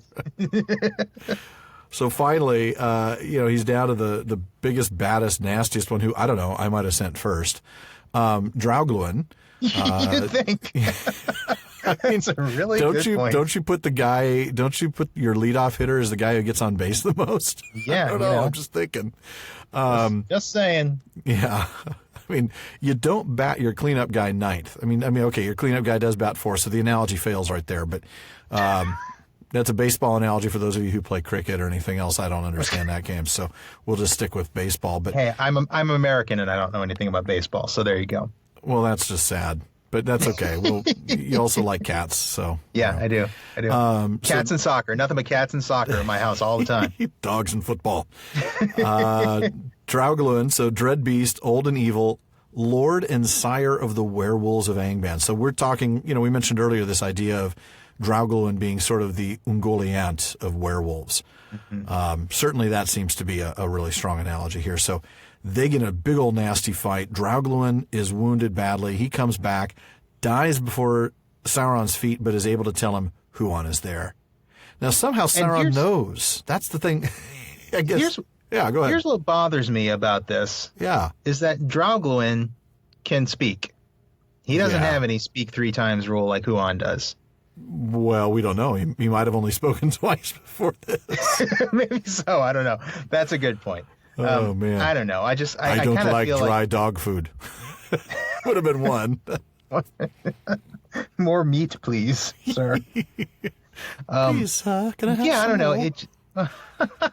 More? It just kind of, I don't know. I just feel like, bad guys got no rules. Good guys, got no rules. Good guys trying to play by the rules. The bad guys got no rules. I don't know. Yeah. But, I mean, clearly the fact that he's able to speak, evil, lord and sire of the werewolves, that to me, I just think he's got to be a Maya. If anyone is, he's got to be. That's true. If any of them are, it's certainly him. So Sauron knows what's going on with Huan, and he thinks he's going to be the big bad werewolf that kills, or the big bad wolf that's going to kill. Did I just really say the big bad wolf? I did. We just compared it to another fairy tale. Another grim. Well, actually, I mean, it wasn't originally a grim, right? That's got a long history, but. Well, I think I guess a lot of their stories have a long history. That's true. That's true. They basically just compiled. Yeah. Yeah, that's true. So he thinks he's going to be the big bad wolf that comes out and kills Huan. But not so much, right? We get a passage here.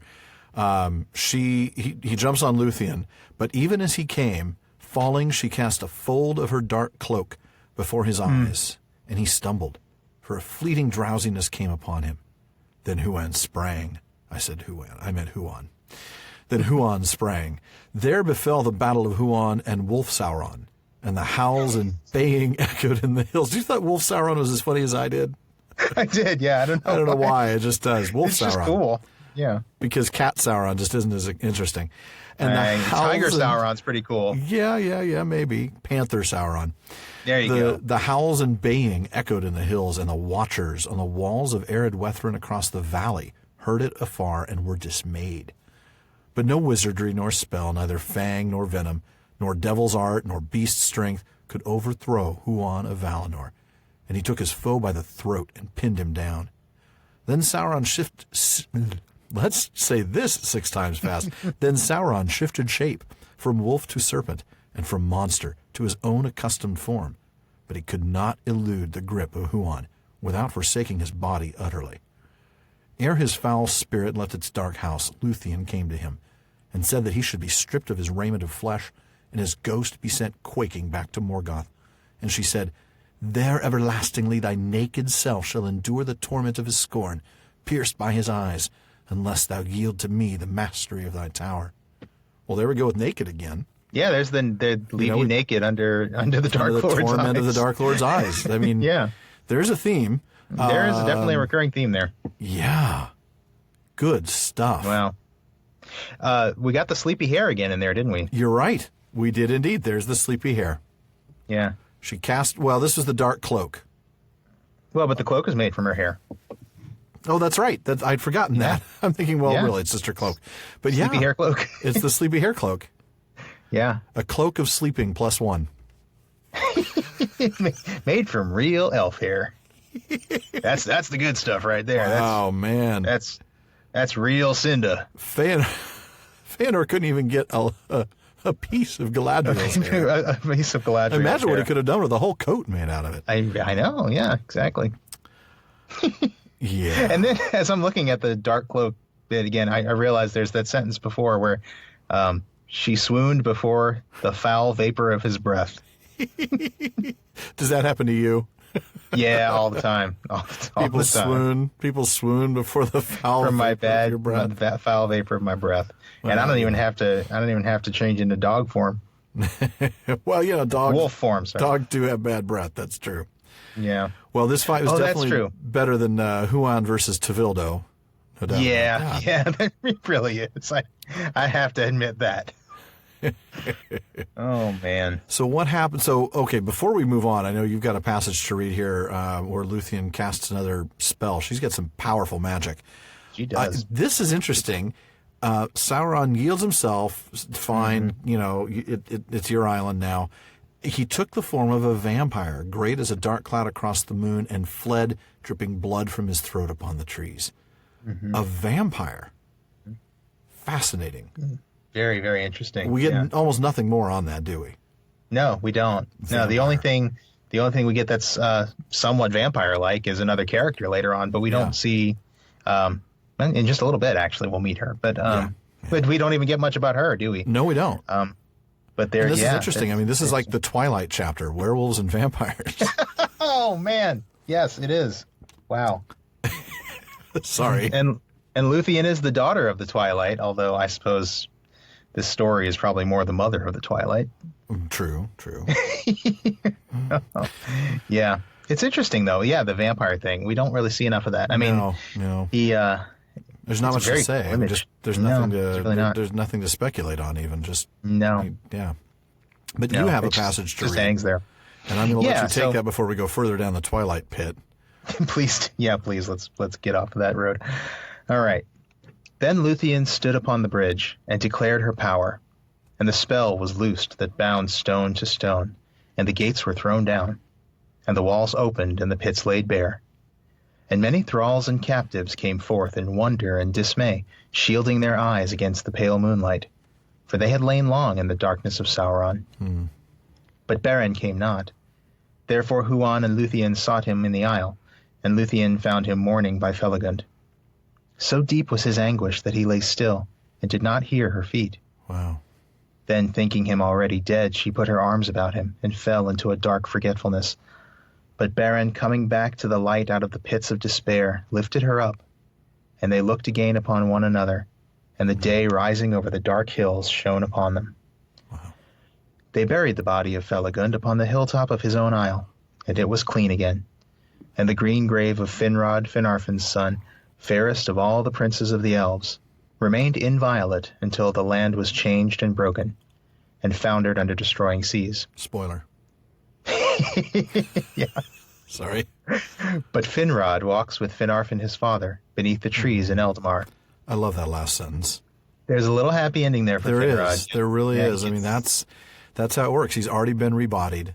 You know, he's gone to Mandos. Mandos has said, good job.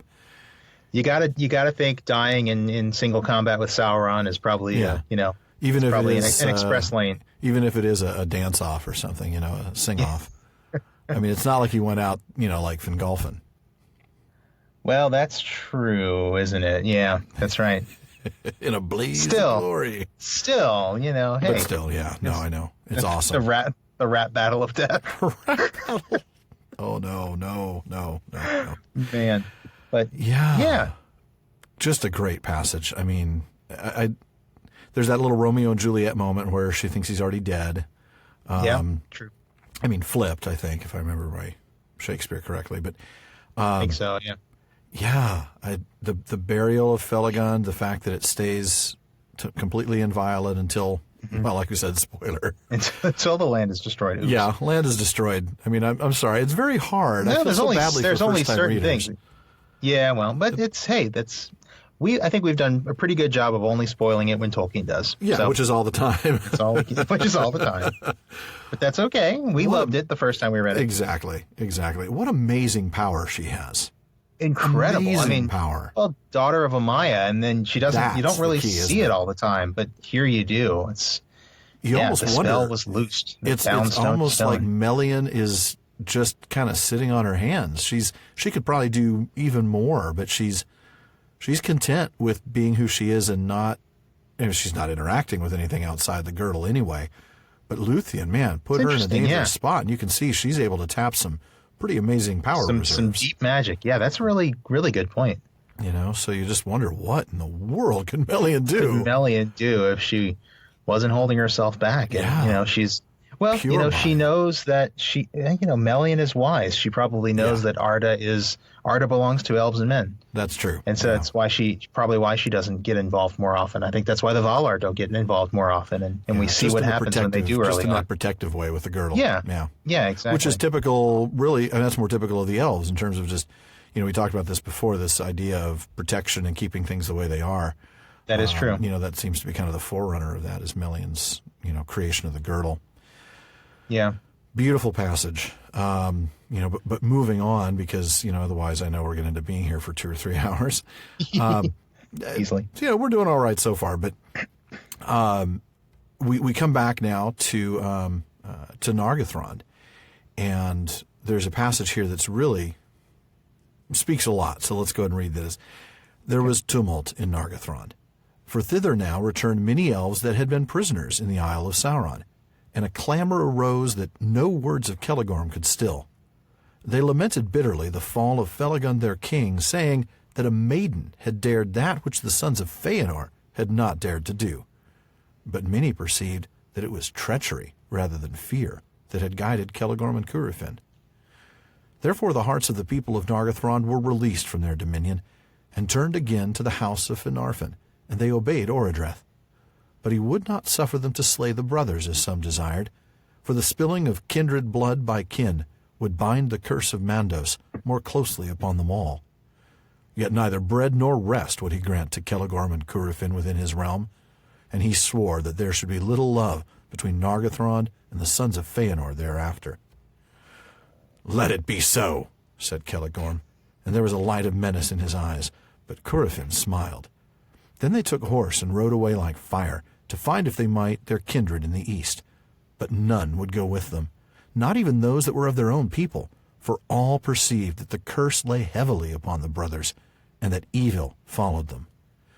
In that time Celebrimbor, the son of Curufin, repudiated the deeds of his father, and remained in Nargothrond. Yet Huan followed still, the horse of Celegorm his master.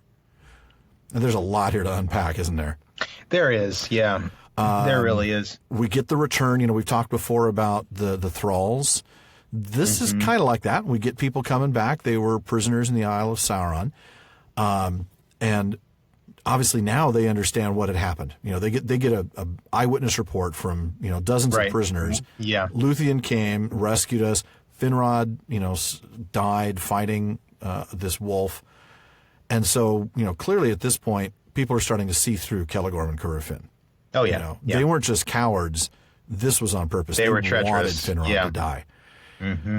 So they're done with them. They had been besotted as if with wine, and as briefly, but they figured it out. They're a little hungover now, but they aren't drunk anymore, and so they kick the guys out.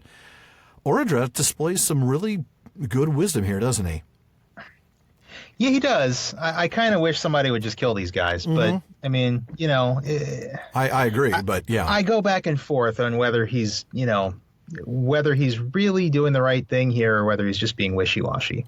I mean, what do you make of this whole thing about bind the curse of Mandos more closely upon them? I think the more that they commit kind of evil acts, not that a just execution is an evil act, but this was probably more like a mob scene, right? I mean, this is probably true. Probably true. Certainly not a due process moment. That sort of killing would be, unjust, and therefore would bring the eventual doom of Mandos, that moment, the end, closer. Could be, yeah. Kind of speed up that process. So I think he's could be, yeah. Trying to be a little judicious and a little cautious. I mean, again, I think that's Orodreth's character, is cautiousness. Yeah. Sometimes to a fault. Maybe this is not one of the more faulty moments. Exactly. I don't know. I think this is a time where being, there's the saying that he who hesitates is lost. I think in this case, he who hesitates wins. He hesitated. He didn't want to kill them. Lets them go. I think that's the right decision. In this case, notice he didn't do the popular thing. The popular thing would have been to let them slay them as some desired. That is true. I think that speaks. And well maybe of that's a good marker of the wisdom of this. Yeah, an indicator. And as you said, describing it as kind of a mob scene, I think you're right. We see this clamor, that's going on. The tumult. Yeah. But I like the full-on exile. You're not going to sleep here. You're not going to eat here. Get out. Yeah. I still wish he would do something with him. But, I know. But then we wouldn't get the moments we get later. Those are some fun moments. That is true. That's true. I also like that we get the mention of Celebrimbor. Those of you who've read The Lord of the Rings, first-time readers of the Silmarillion, might actually remember that name. He's the guy who created the 3 elven rings. Yep. So he was Lord of Eregion in the Second Age. As well as in Unfinished Tales, wasn't he the one who created the second version of the Elisar, the Elfstone? Yes, he was. I thought so. I couldn't recall. Right. Yeah, that was in the version of the history of Galadriel and Celeborn. Right. Yeah, there's that bit about the Elfstone. Yeah, and there's a couple of different versions of that story, but you're right. Yeah. And one of them, the first one goes away, and then he creates a second one. Right. Yeah. Good stuff. So, and just a reminder that Celebrimbor then is the grandson of Fëanor. Yep. And thus, it's not surprising that he has, incredible craft. Yeah. Yeah. But he repudiates the deeds of his father. He sees, he sees how wrong his father is. Yeah. It's nobody else goes with them. Only Huan does. Right. And that's interesting. But I think we'll see. I think we need. Huan is loyal to a fault. It's just going to be a question of who he's going to decide he's more loyal to. Exactly, and he'll have that moment, soon enough. So we get a passage here that I don't think we're going to necessarily read, but we've got a little bit to pull from it. Beren and Lúthien are wandering. They get near to the borders of Doriath. He knows he can't go back in there until he's got the Silmaril, so he thinks about the vow. She doesn't want to part with him. He's basically saying, look, you go home. I'm going to go get this done. He's going to, yeah, exactly. Yeah. And she's like, forget that. Says, and what does she say? Yeah, I mean, she says that you must choose. She says, you must choose, Beren, between these two, to relinquish the quest and your oath, or skip ahead, or to hold your word and challenge the power of darkness upon its throne. But she says, on either road I shall go with you, and our doom shall be alike. I mean, on either road. Even if he gives up the quest and just wants to live as a homeless guy, she'll still hang with him. She's with him. She's with him. And that's, you see, Beren's honor here in going forward with the quest, even though he's already got the prize. Yeah. She's not going to leave him. Lúthien is going to stay with him. She wants to be with him. Make a life with her somewhere out in the wilds of Beleriand, somewhere outside of the kingdom of Thingol. Yeah, and she'd be live happily ever after. But he knows he's made a promise. He's made a promise to Thingol, and he is going to keep it. And wow. Yeah, I guess you could see how a guy like Beren would understand the importance of a vow. Yeah. Having just watched what Fëanor did. Yeah, exactly. Yeah. But yeah, I love that. It's when you see somebody like Celegorm and Curufin and just how horrible they are, and then you see just the pure honor and the honesty and the the valor of somebody like Beren. It's amazing. It really and Lúthien. is. I mean, Lúthien Lúthien's honor is incredible too. Mm-hmm. It really is. I love that she is willing to endure this with him, no matter what. Yeah, and this idea that our doom shall be alike. Isn't that? It's not just. It's not just we're going to spend our life together. Our doom shall be alike. She understands the choice that she's made. Yeah, she knows exactly what's going to happen in that regard. Yeah, definitely. I mean, she may not quite be able to imagine it. She just knows intellectually that she now has the doom of men. But yeah, I think you're right. She can't imagine it. I think there's no. We see a little bit with Arwen later on. Yeah. How finally, when it finally happens, it's There's nothing for her. There's no basis on which she can put together a vision of what this is going to be like. Right. She's got no experience of it. Yeah. Yeah. Well, so they're just wandering peacefully in the forest of Brethil when what happens? Oh, the brothers, Celegorm and Curufin. The brothers C. Upon them. The brothers C. C&C. C&C Betrayal Factory. Yeah, what did they do? They espied them and they knew them from afar, so they ride them down. Yep. Here's kind of a cool moment. Let's see, Curufin grabs Lúthien. Mm-hmm. And let's see, I'm trying to look he was a strong and cunning horseman. Yeah, he pulled her up onto his saddle, and then Beren sprang from before Celegorm and landed on Curufin's horse. Very much like Legolas, I would say. Right, yeah, like our old friend Legolas. Hopping onto a moving horse. Moving horse. Just put one foot in a stirrup and just swing your body around. It's really easy. Yep. Looked cool, though. Oh, I bet it did. Boy, did it look cool. This would look pretty amazing in film, no doubt. Oh, yeah. Yeah.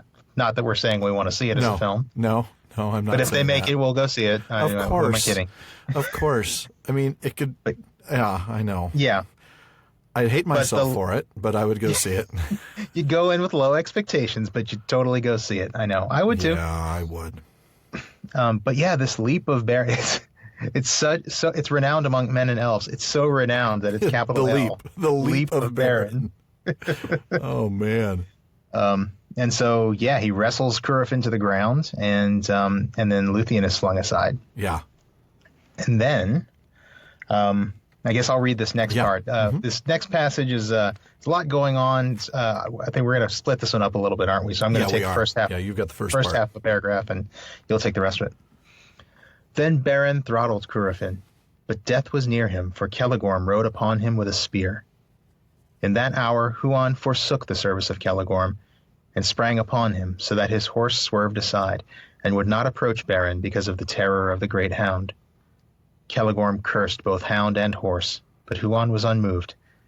Then Lúthien, rising, forbade the slaying of Curufin, but Beren despoiled him of his gear and weapons, and took his knife Angrist. That knife was made by Telkar of Nogrod and hung sheathless by his side.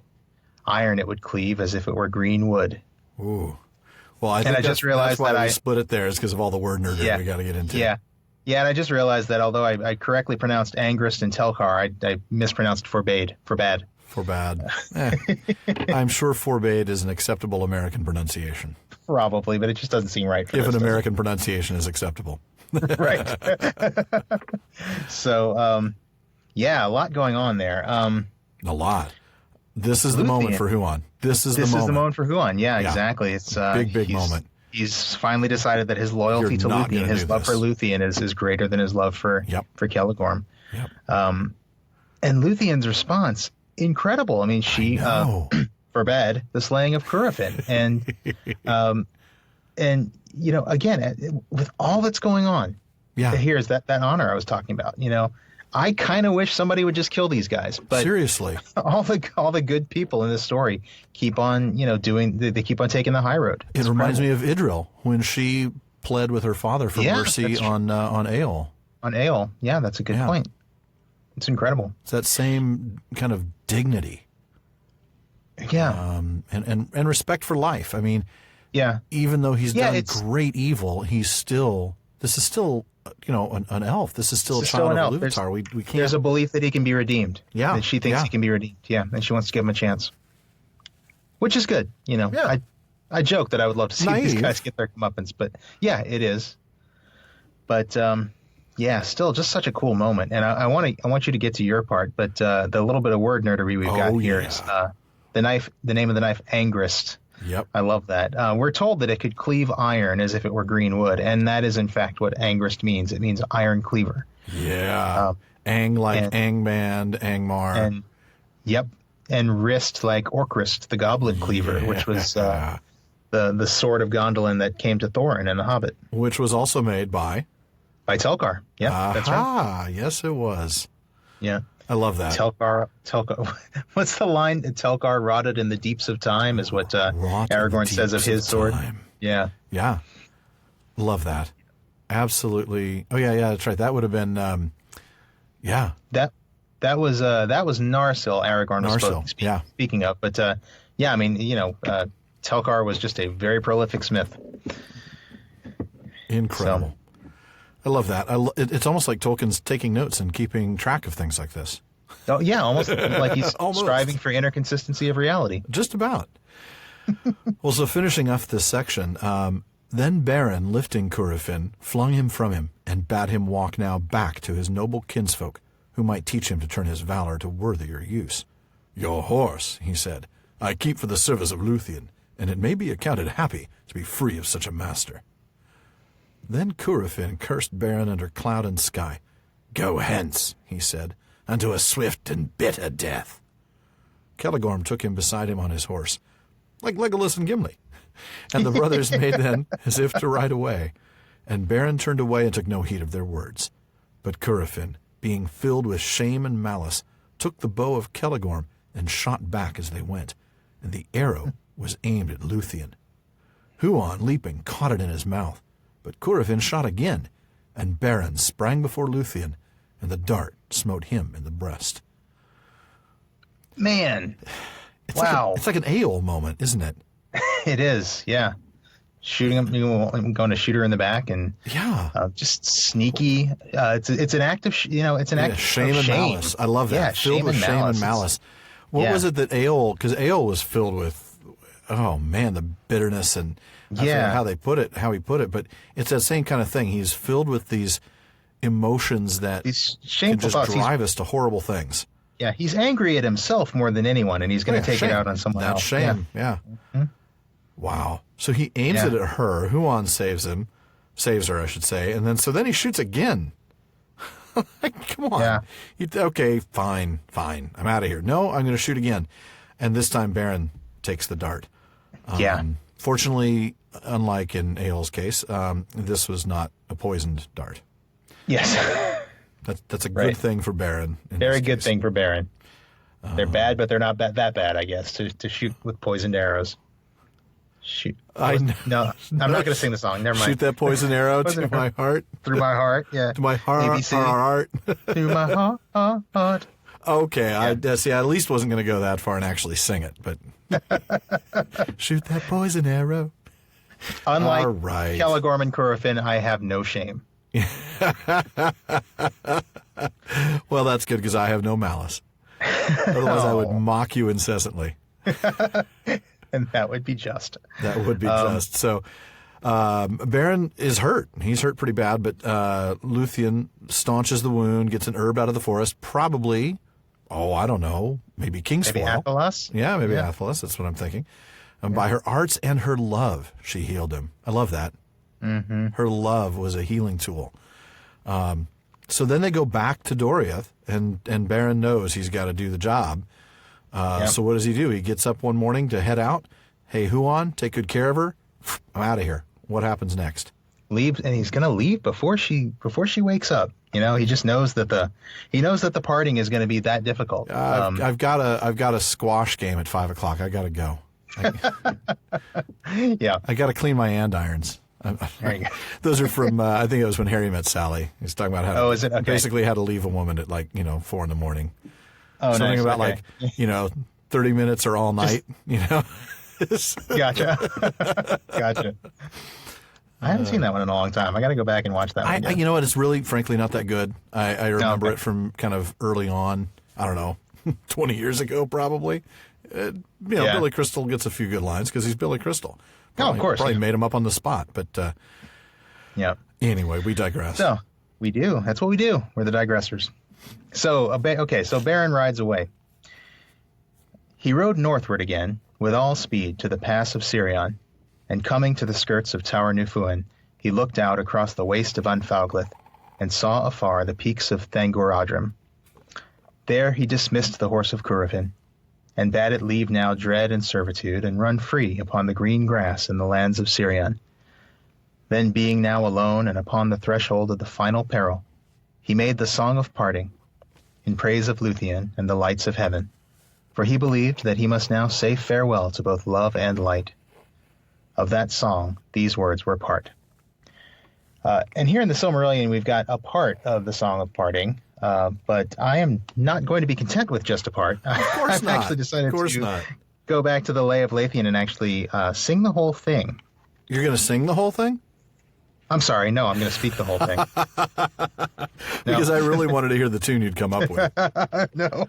Sung to the tune of ABC's God Save the Poison Queen Arrow. or something? Or Poison Arrow or Poison Arrow. I don't know. Sung to the tune of... Anyway.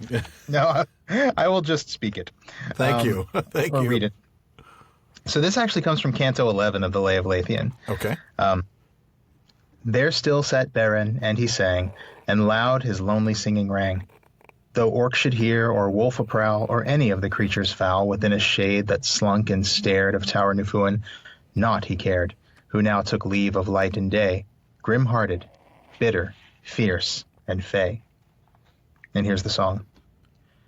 Farewell now here, ye leaves of trees, your music in the morning breeze.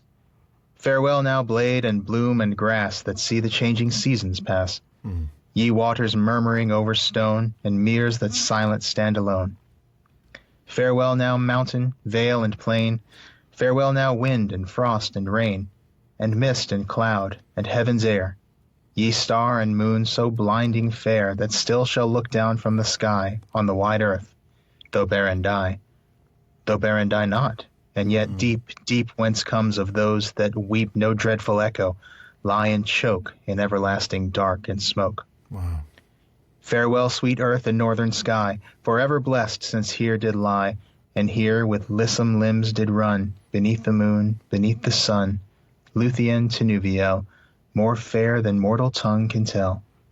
Though all to ruin fell the world, and were dissolved and backward hurled unmade into the old abyss, yet were its making good for this, the dawn, the dusk, the earth, the sea, that Lúthien on a time should be.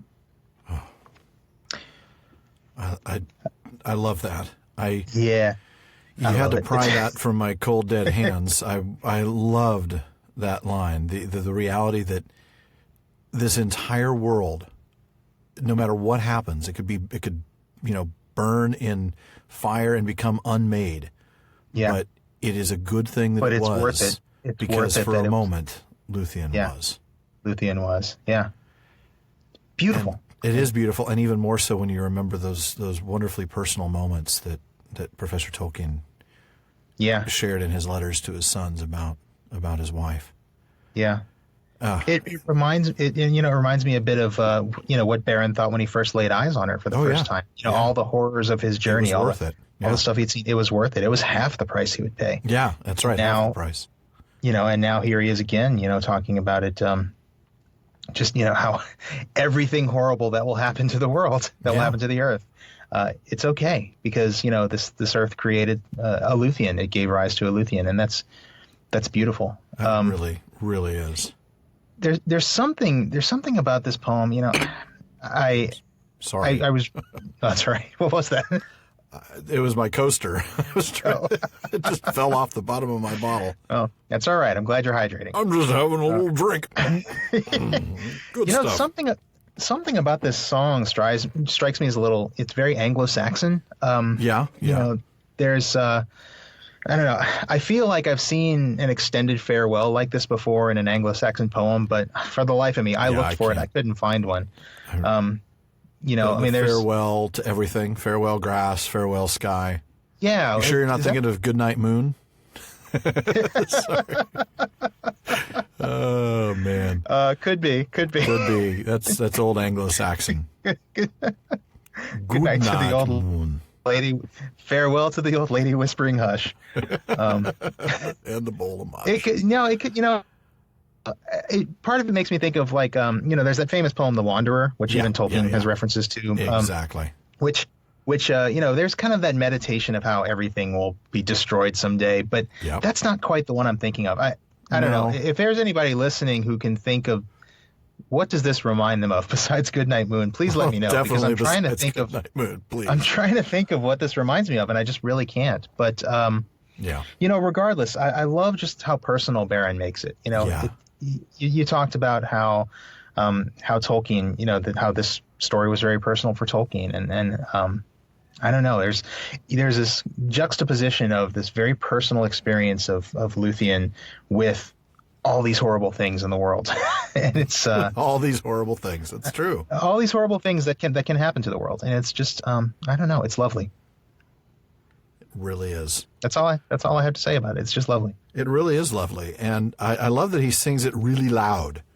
This is like some drunk guy in a karaoke bar. He's just pounding it out because he's That's desperate. True, because he doesn't care. Yeah. He doesn't care who hears him. Yeah, he's saying basically goodbye to the world.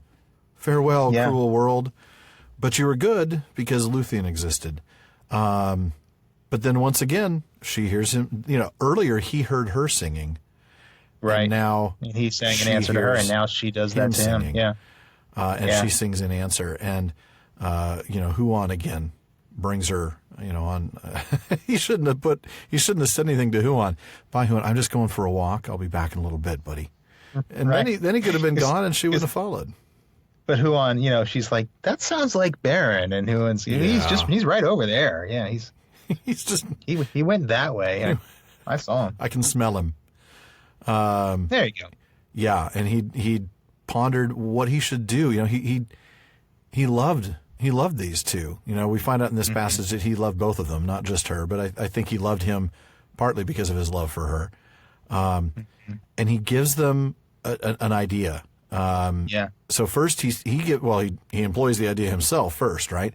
He takes on the appearance of Draugluin and gives her the bat fell of. You want me to say this one? Yes, I do. Thuringwethil. I think you're right. I think we'd said Thuringwethil before. I think last time I have to pronounce the G because it's part of the earlier syllable. Thuringwethil. Right, it's Thuringwethil. Yeah, the etymology of the word breaks down Thuringwethil. Right, those are the three roots. It goes with the W and later. It's the first letter of that part of the word. Second syllable. So third syllable. The second element. It's not Thuringwethil. It's Thuringwethil. Yeah, it means woman of secret shadow for the word nerds. We got to have the word nerd stuff right there. We got to, yeah. But I just discovered this because I think I've always said Thuringwethil, and it was only when I looked into the etymology that I realized it's Thuringwethil. So. And this was one of the words that, and there aren't very many of these that I do this with. This was one that I always went, yeah, that thing. Yeah. I just never bothered. Yeah. The vampire, the other vampire. The bat chick. Yeah. The bat girl. the goth girl. The goth girl with the iron claws. Seriously. So she was wont to fly in vampire's form to Angband, messenger of Sauron. She had the iron claws. It's kind of unfortunate that she's not really introduced until she's already dead. I know, really. It's interesting, isn't it?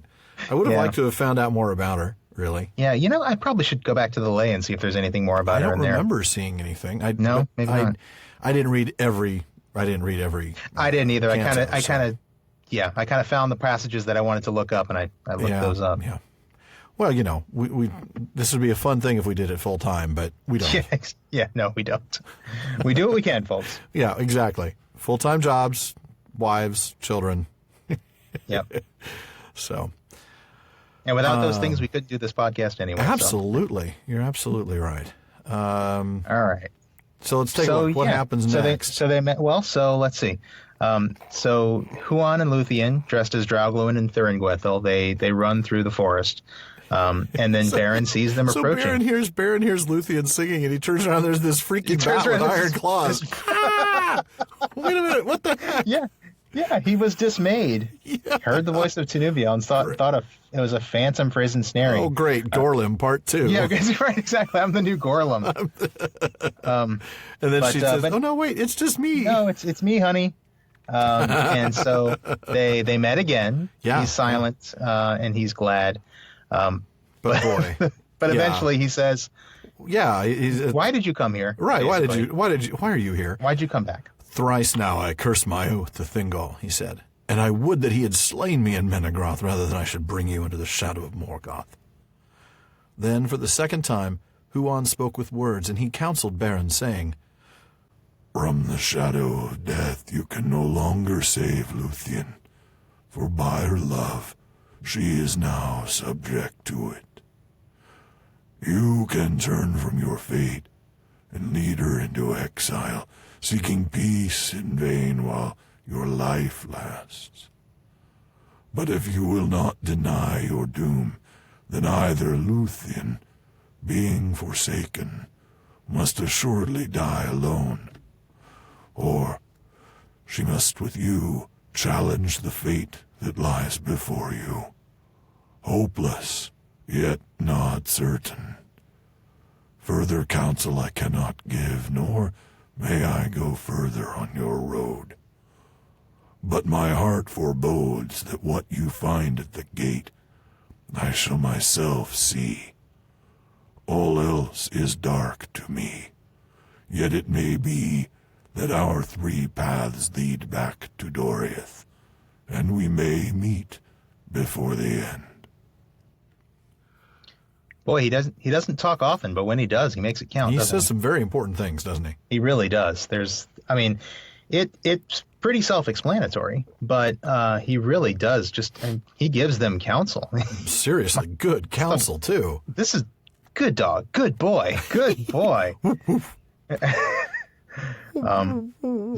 He clarifies for them. Really, he makes it really plain to them that that she is subject to death. Yeah, regardless of what happens. She's going to die now. She's going to die now. Yeah. She is subject to the doom of men now. When she put her hand in his back, that's when it happened. It's done. Yeah. Yeah. So she's either going to die alone, or she's going to go with you and help you with this quest. Exactly. And then the foreboding, the vision that he has of what they're going to see at the gate, and what he's going to see. I mean, let's just say that happens. Spoiler alert, I'm sure that's not a shocker. But he doesn't know what. He doesn't know what that is, and everything else is dark. But he's hopeful that they'll meet again. Yeah. Oh, very my cool. goodness. I'm so sorry. Yeah. Yeah, well, it's late. It's probably time to read the last paragraph then, isn't it? So from now on, that's my cue. All I need to do is yawn, and you'll straight just yawn and be like, all right, paragraph. Time to wrap it up. That's the wrap it up box. All right, so I'll take this last one. Yeah, please do. Then Beren perceived that Lúthien could not be divided from the doom that lay upon them both, and he sought no longer to dissuade her. By the counsel of Huan and the arts of Lúthien, he was arrayed now in the hame of Draugluin, and she in the winged fell of Thuringwethil. Beren became in all things like a werewolf to look upon, save that in his eyes there shone a spirit grim indeed but clean, and horror was in his glance as he saw upon his flank a bat-like creature clinging with creased wings. Then howling under the moon, he leaped down the hill, and the bat wheeled and flittered above him. Well, that's interesting. Yeah, the little couples cosplay there. Perfectly timed for Valentine's Day. There you go. Yeah. You're welcome. You're welcome, folks. That's why we do this podcast. Please send us your pictures of you as Draugluin and your girl as Thuringwethil. Yeah. That would be fun. Yeah, please. Yeah. No, I'm That's kidding. why we're here, to give these little relationship tips. Our listeners are spending 2 hours every 2 weeks with us. The least we can do is give them a little something to salvage the relationship. A little something, yeah. I love this, that, in his eyes they're shown a spirit grim indeed but clean. But then he looks on his side and goes, yeah, horror was in his eyes. Oh, my God. Yeah. Oh, man. What did I ever see in her? Yikes. I don't care for the new look, honey. That's what you look like without makeup? Oh, my goodness. I kid. The press-on iron nails. Iron nails. Oh, this is bad stuff. Man. Yeah. Amazing. I love this. So he's a werewolf now. Yeah. Again, a disguise. I love this. We saw the disguise earlier when he and Fëanor and his men all were disguised as orcs. As orcs, yeah. And now Lúthien. So it's just like then it was the arts of Felagund. Now it's the arts of Lúthien. Now it's the arts of Lúthien. Yeah, that's true. So, man, these elves have some pretty cool powers. Elvish disguises, man. Some good powers there. Yeah, we actually started and ended with disguise today. That's interesting. That is a very good point. And so, yeah, there they are. They're going to the next level. Yeah. They're leveling up. They're going and they're headed in for the big fight. Yeah, they're headed in, and that is what we're going to get to do next week. But for now, that wraps it up for another episode of the Prancing Pony Podcast. As always, we do thank you very much for joining us and for your patience with some of our digressions tonight. It was fun, I think. But please join us again next time when we conclude the story with the third exciting part of Chapter 19 of Beren and Lúthien. Next time, we'll get to the end of the chapter and finally find out how it ends for these young lovers. Somehow, I think it might end not well in some ways. Maybe well in others. I don't know. Not well. I think you're exactly right. We'll have to see. I think we will. Folks, remember, if you need cheap paperbacks to mark up, we really do think it's a great idea to take notes. So if you're looking at this really cool, nice hardback edition illustrated of the Silmarillion, get one of the cheap paperbacks. Follow the links on our library page and order those from Amazon. Use those links. That's what I did. Yeah, I did the same thing. I mean, I've got some nice copies. I didn't want to dirty them up, so I got the cheap paperbacks, and now they got notes everywhere. We also have links to audiobooks, music CDs, kind of some of the more obscure books that we've referenced, everything from the Lays to all the other stuff from History of Middle-earth. So, please use our links. Yes, please do. And if you haven't done so already, please subscribe. We're on iTunes. We're on Google Play Music. We're also on Stitcher and TuneIn. And we really, really need your iTunes reviews. So if you haven't left one already, please do. You can do so even if you don't listen on iTunes, as long as you have an iTunes account. Yep, and we really appreciate those of you who have, yeah. We really do. Thank you. And also thanks to those of you who've been connecting with us on social media. This is the Prancing Pony, of course, and we love the conversation that takes place in the Common Room on Facebook at the Prancing Pony Podcast and on Twitter at Prancing Pony Pod. And social media is an awesome place to share our podcast as well. We're super grateful for folks who do, but if you haven't yet, please retweet us, share us, tell your friends. We got a lot of folks we want to bring into the conversation. One last thing, as always, don't forget to send your questions, comments, or your favorite ideas for elf hair craft projects to the Prancing Pony Podcast at gmail.com, or elf hair costume ideas, and we'll try to get them into our next episode. Well, 2 hours is still far too short a time to spend amongst such admirable listeners, but until next time. Farewell, friends.